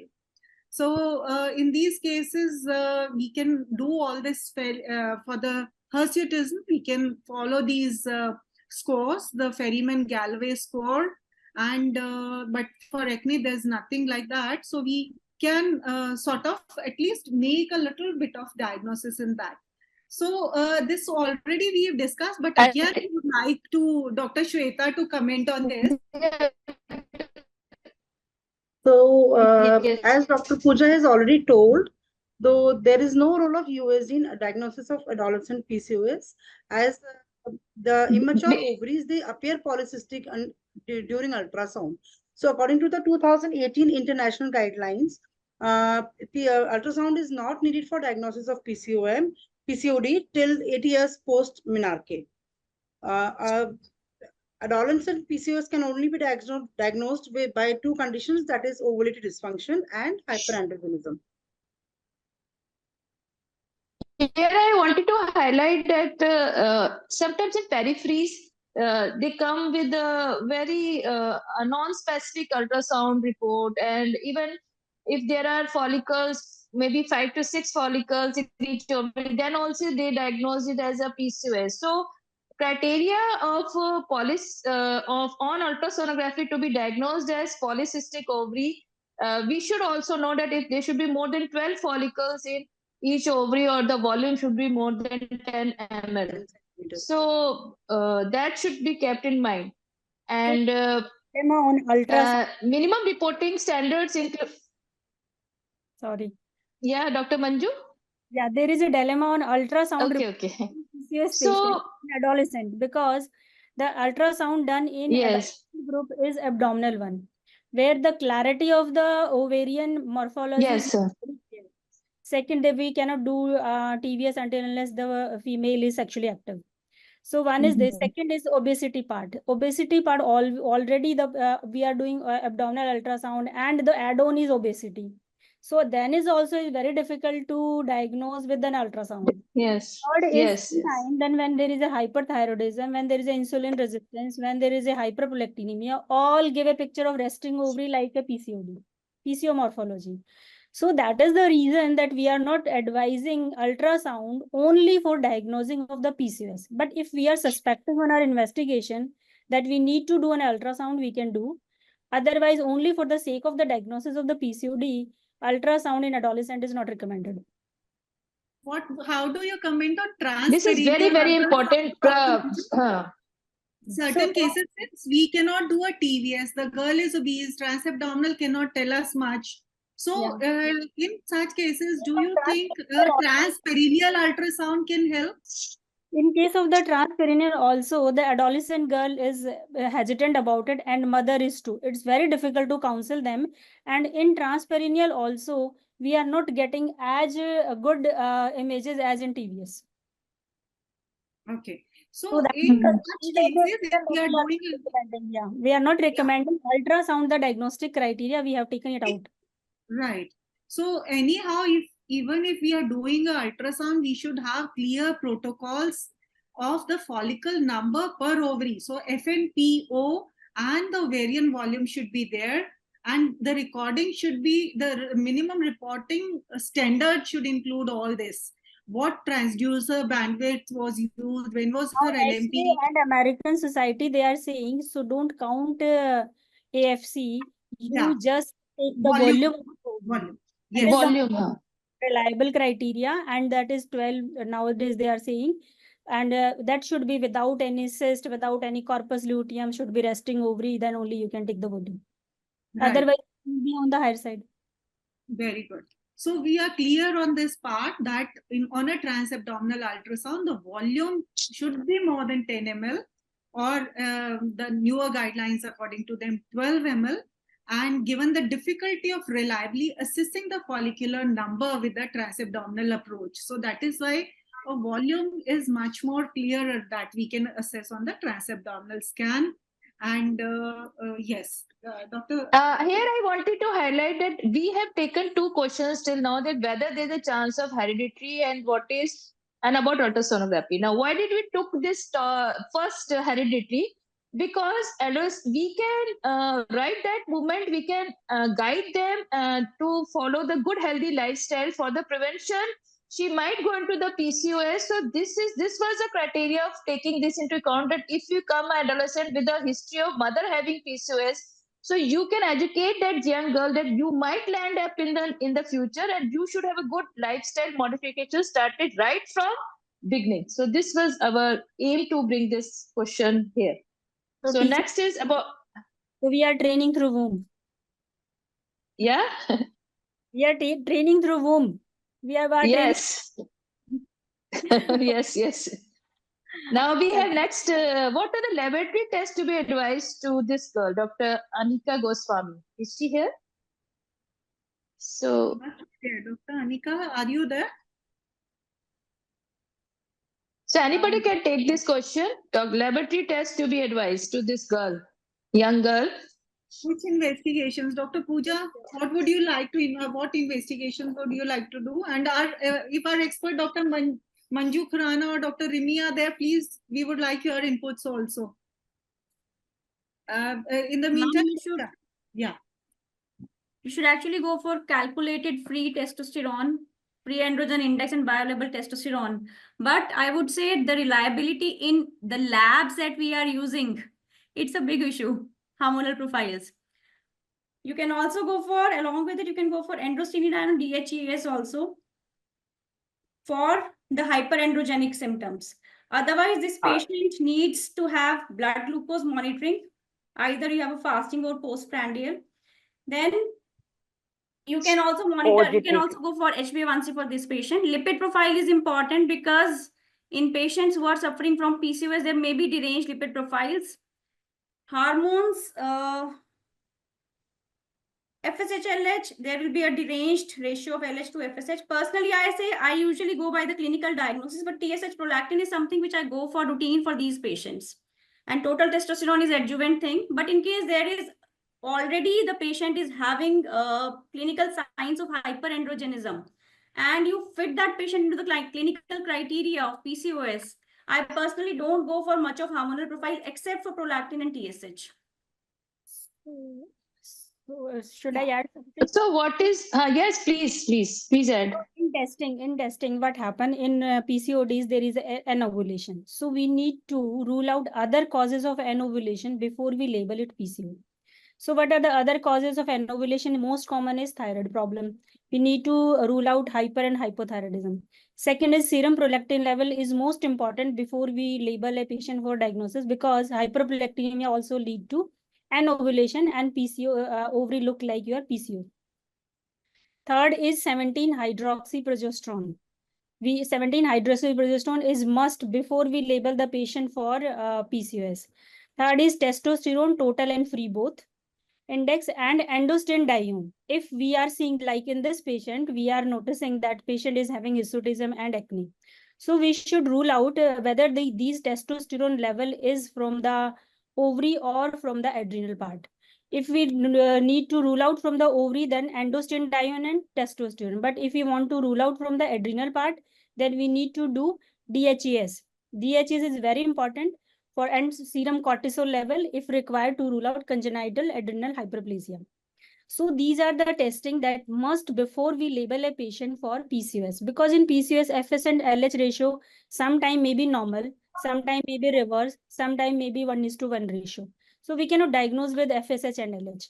Now the new test is coming in picture is AMH. That AMH have a good role in diagnosing PCOS patient. So Dr. Pooja was saying that lab, you should take any national lab. They will give you a good reporting. So here I wanted to, very good, Dr. Manju, you have highlighted very beautifully that there is a PCOD profile test for these patients, and under that comes also fasting insulin.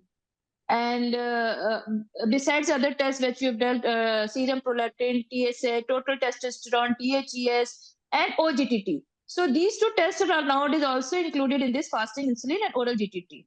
So next we move to next question. How will you counsel Miss Dolly and her mother? Now she's 15-year-old and just menarche started 1.5 years back, and her mother is concerned that my daughter might not land up in the PCOD. So how do you counsel this girl? So, anybody can? Yes, please, Dr. Manju, go ahead. Counsel her mother. Like, yes, this can be a PCOD because you are also a PCOS patient. There may be the hereditary condition, though we are observe it further before we make it a confirmed diagnosis. But yes, we are considering PCOS to avoid further complication and consequences of PCOS in later in life. So to her mother, we can counsel that periods are irregular because of the menarche, maturity of the hypopituitary axis, will mature, will take some more time in some patient. That may take up to 3 years that we are considering. So they may be regularized, but if your concern is for the regulation of period, we can give some medicine. Second part is that her acne and hirsutism. The acne and hirsutism, we can treat it, but before that, we can understand the psychology of adolescent female. We can give the psychological counseling also, because there is a problem of image building, there is a problem of anxiety, there is a problem of depression in these females, these girls. So we should tackle all these problems along with the psychological issues. Third is image problem is also because of weight. She is BMI is 30. So we can guide her the little lifestyle modification. With the lifestyle modification, if it is not a PCO picture, even if it is a PCOD, the symptoms will improve. The profile will definitely improve.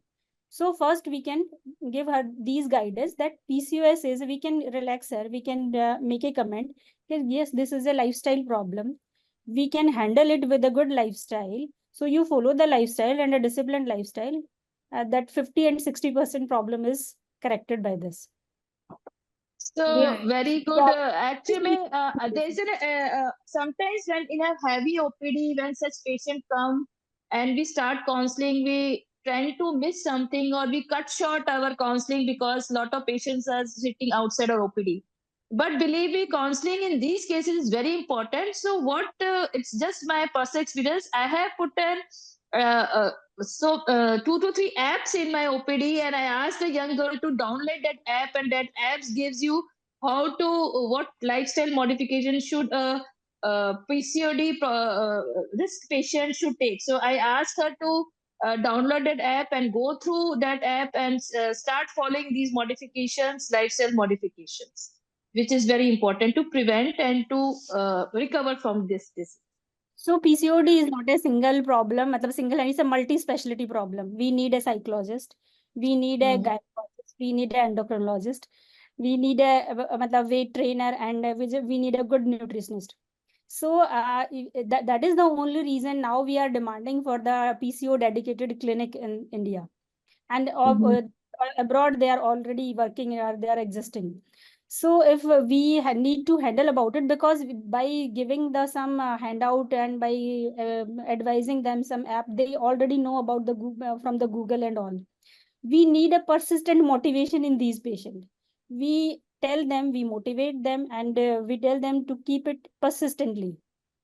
Okay, adopt. Yeah, so that is what you're talking of, the SMART goals that should be sustainable, that should be doable, that should be reproducible, and it should be easy.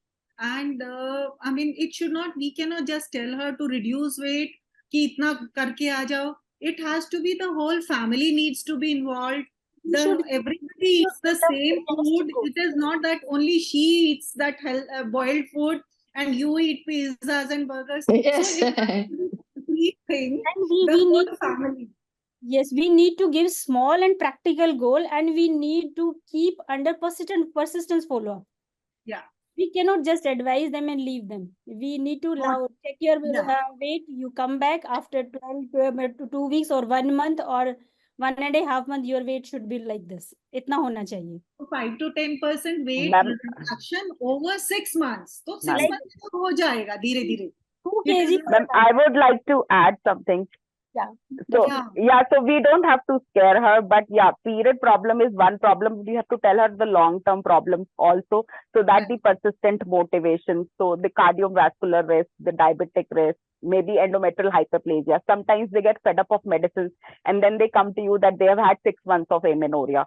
So I'm like, you can still wait for like 2 months, but not more than that. So this has, otherwise it will lead to endometrial hyperplasia and then cancer risk later on. So this also needs to be added in counseling, I think. Though maybe not all in one go, like gradual, but yes, that would help in persistent motivation. Yeah. So very nice. Now we've counseled her, done everything, but still we need to treat her. Kuch to denge na. So what treatment would you give, Dr. Manju? Treatment. Okay. So treatment is lifestyle modification. I already discussed. Second is we can relieve her anxiety. अगर जरूरी नहीं है आपको 12 के 12 महीने periods आए. It's okay. 4 periods are perfectly okay in a year.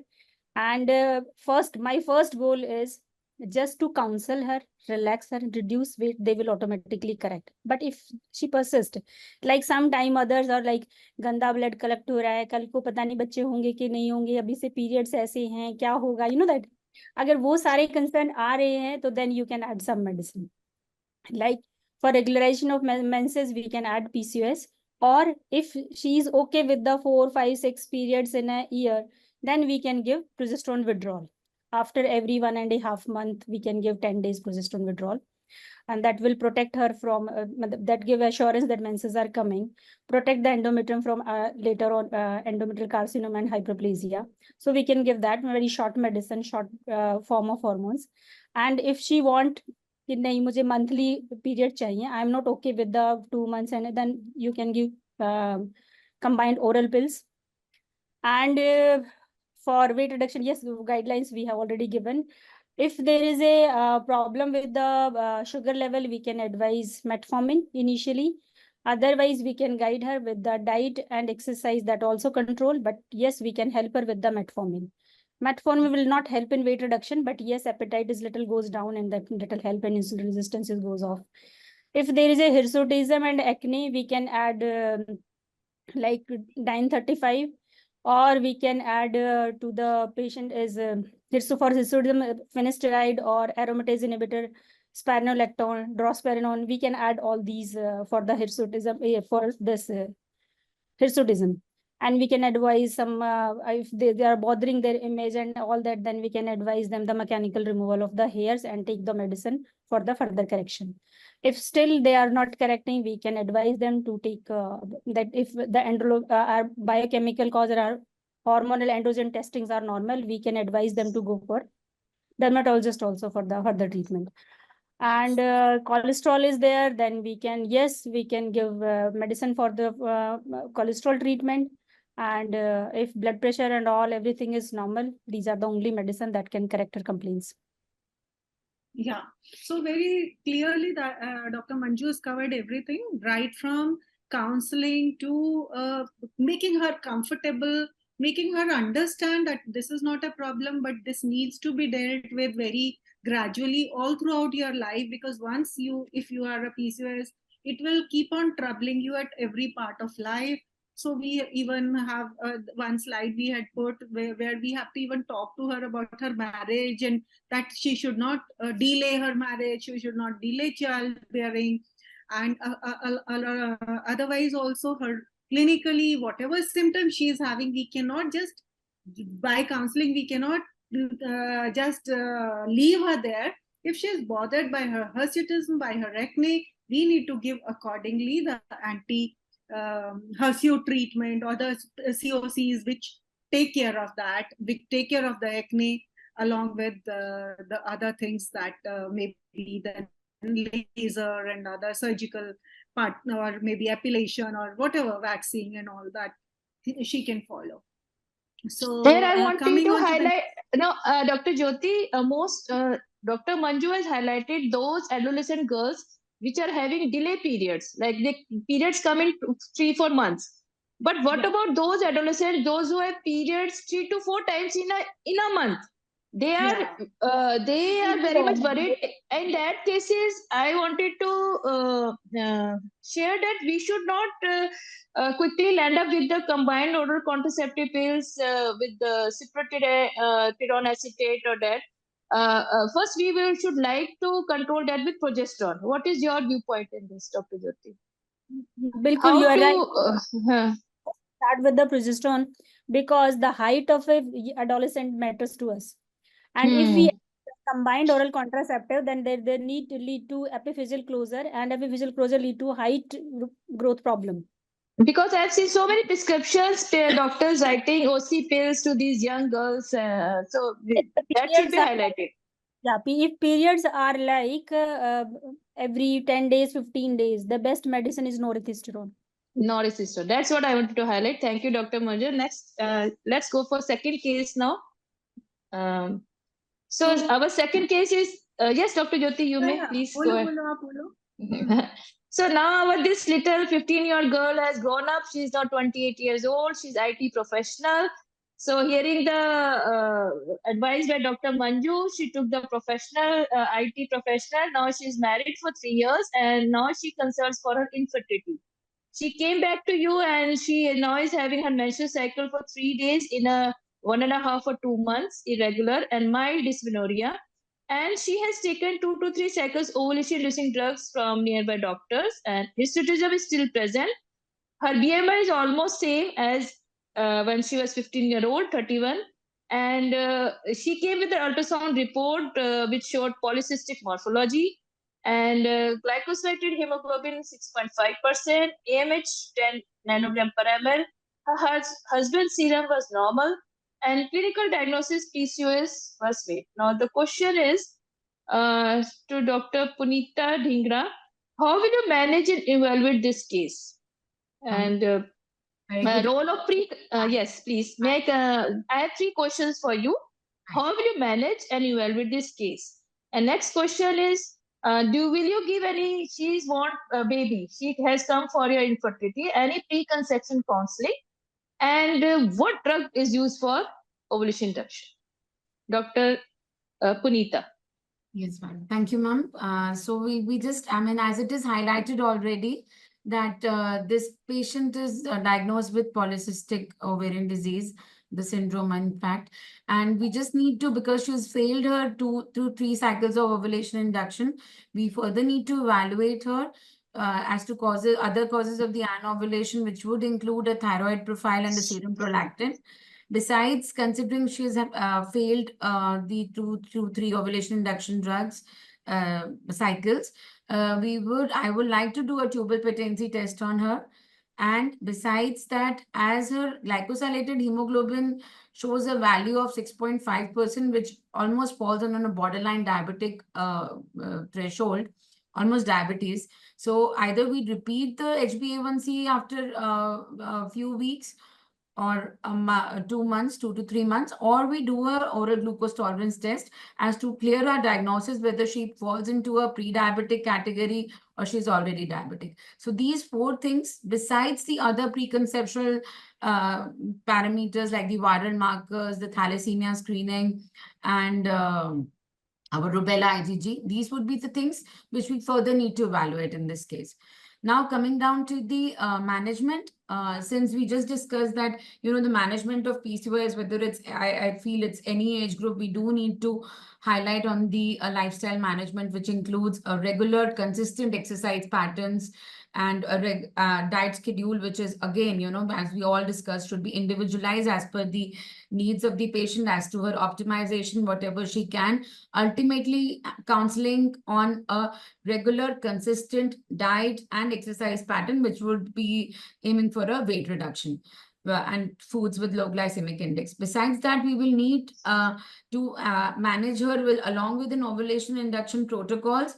Whatever we think, she's taken her ovulation induction 2 to 3 cycles, to highlight whether this ovulation induction was accompanied with a follicular monitoring or not. So whatever ovulation induction oral agents we are giving her, preferably I will prefer giving her a letrozole plus a follicular monitoring. And if she's taken letrozole 2 to 3 cycles, didn't work up, then we do need to add gonadotropins with the follicular monitoring. Besides this, we can offer these patients a combination of oral gonadotropin, oral CC or a letrozole plus gonadotropin with follicular monitoring. With the ovulation induction, whether it's oral or gonadotropins, are we progressing? I think follicular monitoring is the key. And secondly, discussing with her as to, that if the 3 cycles were with follicular monitoring, but good cycles of oral or gonadotropins also being given, then we can offer this patient as an IUI cycle also. I'll also need to add on to the metformin. So this because she's obese, already she has a high BMI. And so a patient with high BMI, PCOS, metformin is recommended to be added, along with making sure that she takes a higher folic acid doses with vitamin D3 as well. And regarding the adjuvants, we can discuss further in the slides. I think it will be coming up as a question, but we could even consider adding on to adjuvants like myonositols. So this would be the management part. Coming to the preconception counseling. So preconception counseling in this patient is very important, because what we are dealing is with, I mean, almost 2 to 3 big high-risk factors, which includes PCOS, which includes obesity, and to a pre-diabetic and a diabetic state. So an overview and the counseling offer risk factors as to having PCOS with obesity, as to the risk she is facing, the risk of anovulation, the risk of failure of ovulation induction, and preconceptional part that the pregnancy might again be difficult. First of all, we have to reassure her that, with PCOS is not a big dilemma. I mean, she can conceive with even with the natural cycle to ovulation induction cycles. And if this fails, then we have advanced strategies as well. But again, educating her about the risk factors of PCOS and obesity into the pregnancy part, which includes the risk of failure of ovulation induction, the risk of cancellation of the cycles, then the risk of miscarriages, and the high risk of gestational hypertension, IUGR in the babies throughout the pregnancy. These all risk factors have to be explained to her. We have to keep in mind, again, the lifestyle modification in any part, right from a preconception to the pregnancy part. In active lifestyle and the dietary things will affect her course throughout the preconception and the perinatal part. Besides, she needs to be also counseled about the cutting down on the smoking or alcohol intake, if at all is there. So yeah, I think you haven't left anything unspoken, Dr. Puneeta. You've right from lifestyle to the medicines, the different medicine, maybe letrozole as the first line, and then maybe the second line as gonadotropins these days. But it has to be very monitored, and the dose has to be very little. It should not exceed 75, because anyhow these PCOS ladies are prone to hyperstimulation, and the two things that we need to avoid is hyperstimulation and the multiple pregnancies. That's absolutely. So follicular monitoring is the key. I mean, having low dose gonadotropin protocols is what I follow. But because this patient individualizing, she's already BMI 30. So that's why I didn't specify 31. So I mean, she would need a conventional dose of at least 75 to begin. Yeah, so everything you've covered, and this is the algorithm for the treatment that one follows. The first line that she's told us, letrozole or clomiphene citrate. But if you've tried clomiphene and she is clomiphene resistant and you've added metformin, or some cases you only start with metformin, but you have to tell her that there are better drugs for induction. Metformin can lead on to can lead on to ovulation induction, but we have better drugs like clomiphene and letrozole better than metformin.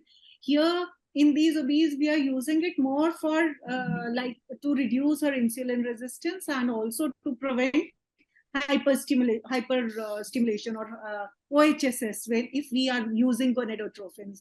So the second line of management can be anything out of these two. They say it could be gonadotropins, or it could be even laparoscopic surgery in certain cases where the patient cannot afford gonadotropin, where she cannot be monitored, she is coming from far off, or she is a very thin patient with high LH, or if she had a previous, maybe I think we have a question there for laparoscopic, so we'll come on to that there. Yeah, so I think that is well covered, and also you've covered the parts that we need to, during pregnancy, what all she can go through. The miscarriage, the IUGR, the diabetes, gestational hypertension. And then later on, again, we have to also keep on following them after delivery with the GCT, so that because they are liable to go diabetic. So very correctly you suggested everything. Now laparoscopic. Yes, but in this particular case, I want to highlight that we should not forget her glycosylated hemoglobin was 6.5. So we need to do the fasting insulin and OGTT for her, and we need to right now we have to start the metformin and or myonistal maybe adding to it, and because already she's failed ovulation induction, and this might be due to this thing. So other drugs might also fail if we don't look into this factor. So this is very important. Yes, Dr. Jyoti. Dr. Bharti has suggested myoinositol. Actually, though the evidence was not saying, now even it is coming in evidence also. They Yes, are yes. keeping up MCI, DCI, they are putting it into evidence that because they reduce the hyperandrogenic environment of the ovary, so they should also be given. So, and Yeah, they do not cause harm. Yes, now the drugs are coming in combination also, and we can give separately also, metformin and myoinositol. More and more research works are coming in favor of myoinositol. Yeah. So, Dr. Shweta, we come on to you about the role of these adjuvants. You can explain more on metformin, MCI, the role with which cases LOD, and when to advise her for a IUI or IVF. Dr. Shweta Gupta. We have two Shwetas here, Dr. Shweta Jain and Dr. Shweta. So, Dr. Shweta Gupta. So adjuvants we've already discussed. I think metformin in this patient because she is obese, BMI of 31, and then also almost diabetic. So I would like to add on metformin. Induction. So another, and the evidence is now coming up, is about the myoinositol and the D-chiro-erythritol. So the ratio is 40:1. And that is also helping us in correcting the hyperandrogenism and the resistance. And I personally use like metformin for obese patients, and for thin or lean PCOS, I prefer using myoinositol, the chiro-inositol combination. But nowadays we have both of them also available. Metformin in this patient, we could use a combination. Then laparoscopic ovarian drilling, as ma'am has already highlighted, her mother had received LOD, but LOD in previous times it was quite popular when we were not that used to using gonadotropin. So LOD would not be like a treatment of choice unless, yes, patient can't have regular follicular monitoring, patient has high LH, or like her hyperandrogenism, very thin patient with like high stroma, thick stroma. That in those cases only I would do LOD. That in fact, when we are doing like a laparoscopy for some other reason, like for a tubal patency or some other cause, and then we do like a LOD with it. But I would not like to do like laparoscopy only for a laparoscopic ovarian drilling. And the next question was IUI versus IVF. Yeah. So I think IUI as such for PCOS, I would not recommend. Like we would give her 6 cycles of stimulation, 3 with letrozole, document whether ovulation is happening or not, then move on to gonadotropins for 3 cycles. Otherwise, I would like to take up that patient for IVF. Or directly for IVF if there are any other factors. If only PCOS is responsible, then I would not suggest IUI as a line of treatment. We would like to proceed to IVF, especially with like an antagonist freeze-all protocol. So that would be the treatment of choice. Right. We would like to add metformin. Okay, so next question first. Yeah. So there is only cutoff of 6 to 9 cycle according to RCOG, maximum 12. If there is no pregnancy after 12 cycles of ovulation induction, take her into IVF. So what are expert? Female, 28-year-old, weight reduction is there and sugar control is there because she is in a diabetic range. And after that, the 12 cycle of ovulation, yes, not able to conceive, then please take into IVF. And considering the laparoscopic ovarian drilling, nowadays the evidence are against it. Only few selected scenario we can recommend ovarian drilling.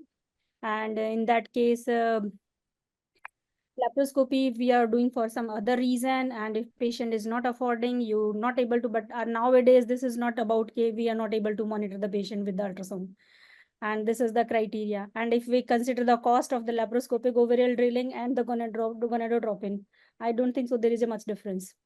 So we can consider only in those patients who are young, and after the counseling of each and every aspects of side effect of ovarian drilling, they consider it in front of the injection versus injection. We can only do in those cases.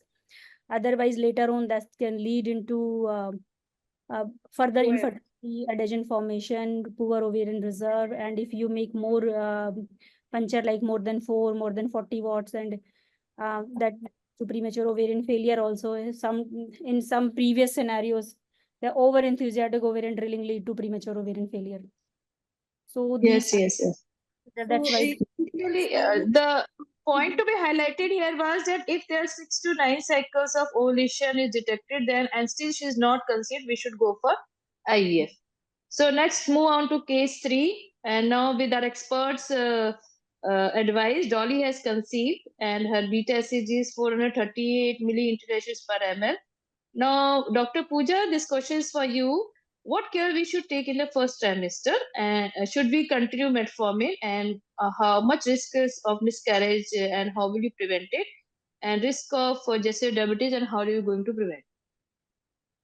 See, the Dr. patients Pooja? with PCOS are actually high risk patients because there are higher chances of miscarriages because of hyperandrogenism or hyperinsulinemia that is associated with these patients. And these patients are at risk of developing gestational diabetes, as well as there are increased risks of development of hypertension during pregnancy for these patients. Regarding metformin, if we talk about metformin a few years back, maybe 10, 12 years back, metformin was like a wonder drug for all the PCOS patients, where it was continued by all the clinicians during the first trimester or till the end of pregnancy. But evidence at the moment is lacking, and there is no evidence at the moment to say that metformin actually decreases the risk of miscarriages. And as well as GDM in the development of preventive metformin for development of GDM. Preventive role of metformin is also doubtful at the moment. And moreover, metformin over the time, we have come to know that metformin crosses the placenta and it can reach the fetus. And the fetuses who are exposed to metformin during the intrauterine life, they are actually at risk of development of obesity during later on stages of their life. So presently, I would say I will not continue with metformin for these patients. Even for those patients who are diabetic or pre-diabetic, continuation of metformin depends upon what the past guidelines were there. It all depends upon the clinician who is treating. But nowadays, we are not giving metformin because of all the risks that are associated with the long-term follow-up these neonates who are exposed to metformin. So how are you going to prevent, what advice will you give her to prevent the miscarriage, and any advice? Anything you can do for her to, so that you can prevent the miscarriage? Ma'am, prenatal care, better prenatal care has to be right from the beginning. We have to stress upon weight loss and management of diet during, prior to pregnancy also and during pregnancy. Not now she's pregnant. Now she's pregnant. She's come to you. You are saying that you are at risk of miscarriage. Now she'll ask you the question, now what should I do so as to prevent the miscarriage? Can we help her in any way? Ma'am, I will not give a negative feedback to this patient that you are having a higher risk of miscarriage. I will only stress upon a healthy diet and healthy lifestyle for this patient. But per se, agar main usko bolun ki you are at a high risk of miscarriage, I think she'll be under so much of trauma. No, she has read somewhere. She asked a question. I have learned from somewhere. Now, I just wanted to tell our audience that what few small things, how can we help her? Yeah, there are controversies about the metformin. Considering there whether to continue in the pregnancy or not. Glycosylated hemoglobin is already I think one at a time. I think all of us, you are speaking at the same time. Considering, I was just trying to add on, considering that glycosylated hemoglobin is already 6.5. I mean, she's already falling in a diabetic range. I mean, we do need to manage that. So we yes. That is the only thing. Dr. Gupta is very right that sugars, and if she's already diabetic, we might need to add insulin. Yes. That's what I wanted to highlight this. Yeah. So this is the only difference, Dr. Raki. If we are adding metformin for ovulation induction failure or resistance, then stop it at conception. But if we are giving metformin for control of a diabetes, like her HbA1c 6.5, we should continue in the pregnancy. We can't But recent guidelines, even by the diabetes societies, don't consider giving metformin during right pregnancy. at that point also, there are different societies giving you different. That is the only reason I'm saying that this is debatable in pregnancy. So they rather they consider diet control and insulin rather than the metformin. Okay, but once you, and there are a lot of report and studies also, they didn't report anything negative about metformin. Okay. So Controversial. regarding Some school of thought they suggest to continue, and some say that you can start again and stop in the first trimester. Again, you can start maybe in the mid pregnancy. So it is very controversial still whether what we so we wanted to highlight in this particular case, will any of you will start metformin pre-conception and will continue in the conception, because she was diagnosed 6.5 prenatally also, and Yes. I wanted to highlight this. If it is 6, you can stop. You can further do OGTT, and you still find on the higher side, you can add metformin. But if you are still starting a pregnancy at 6.5 and you are starting metformin for the control of sugar, we cannot stop in the pregnancy. Absolutely. Or it is as high, like your fasting blood sugar is going toward 1.6, 110, then you can add insulin and stop metformin. But we cannot stop metformin and just we advise you now you are free from all. So what are our experts? Please, here we need the expert opinion. Do we have experts here? I think we already had an expert opinion right from Dr. Manju. So we can't have labile sugar levels right in the periconceptual period. So if already she was on metformin and that was we were giving her for in a diabetic stage, not only for the other parts. So we should be continuing it, because any sort of labile sugar levels could itself be a cause of her abortion, miscarriages, or even anomalies. Yes, yes. Unacceptable. If you read it in a research like 6 to 6.4, there are 25% chances of abnormalities. Yes. And heart defect, and there is a congenital, neurocongenital defect, neural defect. So why we take that risk? If the Yes, HbA1c yes. is 6.5 So by- that's what we wanted to highlight here. You have started the metformin pre-conceptually, so please you have to continue when she has become the pregnant. Then she So can she can always be monitored with fasting and the postprandial levels, and she might have to need to be switched on to insulin. If we can't do it alone, we can take an help of an endocrinologist or a physician. Yes. Just monitor. We've all done. So when we add hormones, that can goes high. Yeah. And we need to monitor it, and accordingly we act. But there is no contraindication of metformin in pregnancy in any trimester. So thank you, Dr. Manju. Now we are to our last case. Now she has delivered, and now our Dolly is 50-year-old, and she's visiting a well woman clinic. Had menopause 2 years ago. Presently no complaint, but wants to get herself investigated as a cousin sister had a heart attack recently. Her BMI is now still same, almost 30, 32. Now after menopause, should we continue to regard Mrs. Dolly to have PCOD? Any one of you can take this question. And what are the investigations to be advised? And what counseling and monitoring will you do for this Dolly in coming years of her life? So yes, PCOS patients are at high risk of developing the cardiac events, and she is moreover menopausal. And we know that that before menopause, the event of risk of heart attack is more in men.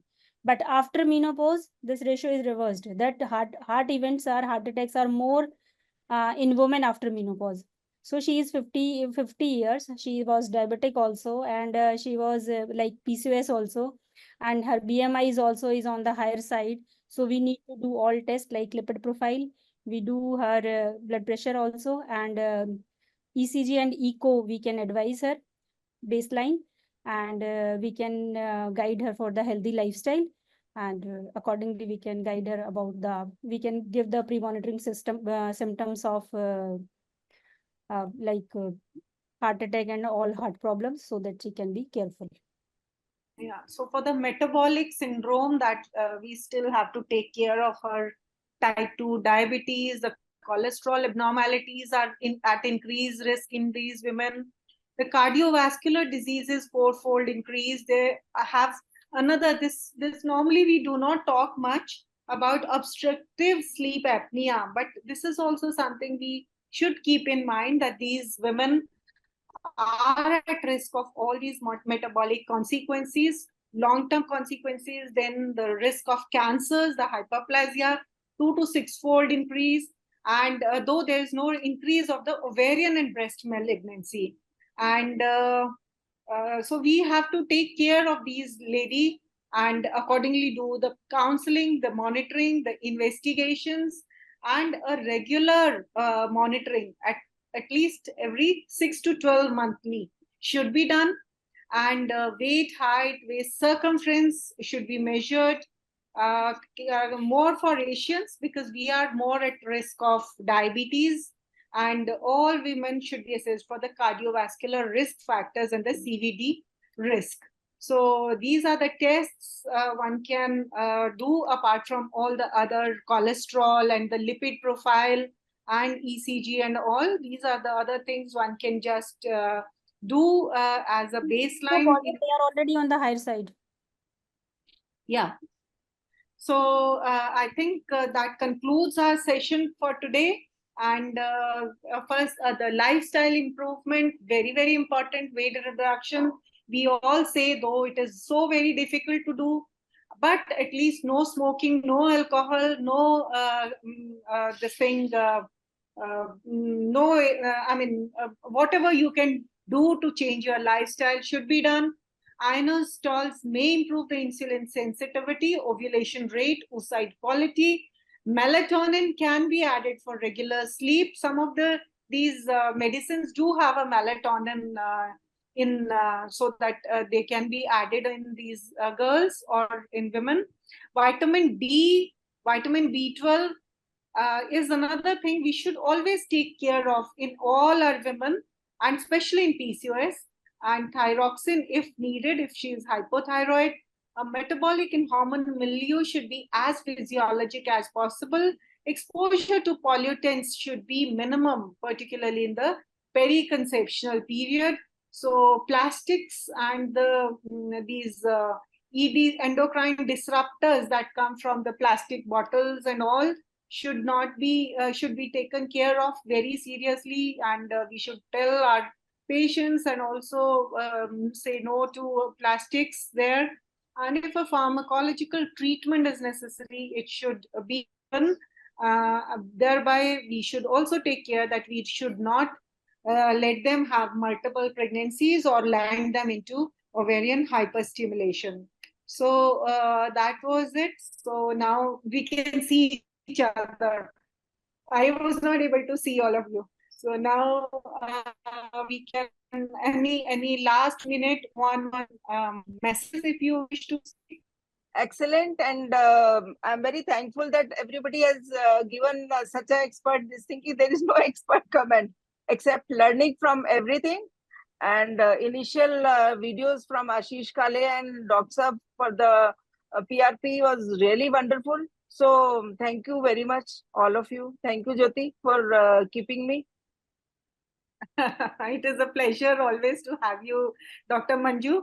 It is our good luck when you come on. But I think in the lean thin PCO we have discussed less. Maybe those cases are also equally increased in number, and we should take care of them also. Customized care for these cases is the most important thing. I think customized care is the most important thing for every case. You have brought a very good point, Dr. Manju, and we will actually next month, Kavi, I think we have another, because PCOS is a very big subject. So next month again we have the webinar on PCOS only, because we have a big PCOS committee, and that is why this month, as next month we will be talking on PCOS and all. So maybe sure. Thank you. Take lean PCOS versus obese. Is there any difference in in giving this discussion on a lean PCOS? Yeah, we will do next time. So thank you, Jyoti. You are a good chairperson and the best chairperson of Haryana, no doubt. Thank you so much. Thank you. Okay. Thank you very much. I just wanted to say that we took only one case from adolescent to menopause to highlight this thing, that one should not leave once you have diagnosed the patient in early stage. At every step, she will need your guidance. So, and once a PCOD is diagnosed at any stage of the life, she should be followed till later ages also. And thank you, everyone. It was a great honor to have a panel with Dr. Jyoti, and our panelists were great and experts were very, very great. Thank you, everyone. for coming and sharing their knowledge and time. Thank you so And much. I would also like to thank Dr. Meenakshi Mehta, who is also our vice chair for this committee. But we thank you, our PCOS committee, Dr. Rakhi, Dr. Pooja, and Dr. Meenakshi. This month, in a day or two, we will have our ultrasound newsletter, and after that, we will have your PCOS newsletter. We have received the articles, and we will have the, because I think next month is the PCOS month, and in between we'll have the newsletter also out on PCOS. So thank you everybody, and official vote of thanks by Dr. Manju. कौन सी Manju madam? Achha. Doctor Okay. Because Dr. Lakshmi also is traveling, she was not able to connect. I thought madam से बोल रहे हो आप vote of thanks. Okay. आपको That's why I kept it. Okay. Thank you, Dr. Jyoti, and thank you, Dr. Rakhi. It was a very nice panel discussion from adolescent to menopause and later on menopause, what to monitor and what to see. So it's a very informative and very good discussion by our panelists. And this webinar is too good, and two lectured by Dr. Tank and Dr. Ashish Kale is very nice, very informative, and brilliant lecture was there. So it's a very good webinar. Thank you, Dr. Jyoti, and Dr. Jyoti का ही hard work है सारा. हम तो बस आके बैठ जाते हैं. So thank you, Dr. Jyoti. Thank you, Dr. Rakhi. Thanks to all panelists. Thanks. Thank you. Thank you, Dr. Deepika and Jagsonpal, and thank you all the delegates who have joined, and whoever could not join, Dr. Deepika is fast enough to give us the recording in a day or two. So I think by this the recording should be up by Monday, hopefully. Yeah. So by this weekend, we'll again get the recording for those who could not join. For PCOS, we have a few products like Cystelia-M, our myoinositol dechiroinositol 40:1 ratio, the right combination to restore reproductive health. Cystelia 35. Look forward to your support, and thank you all very much.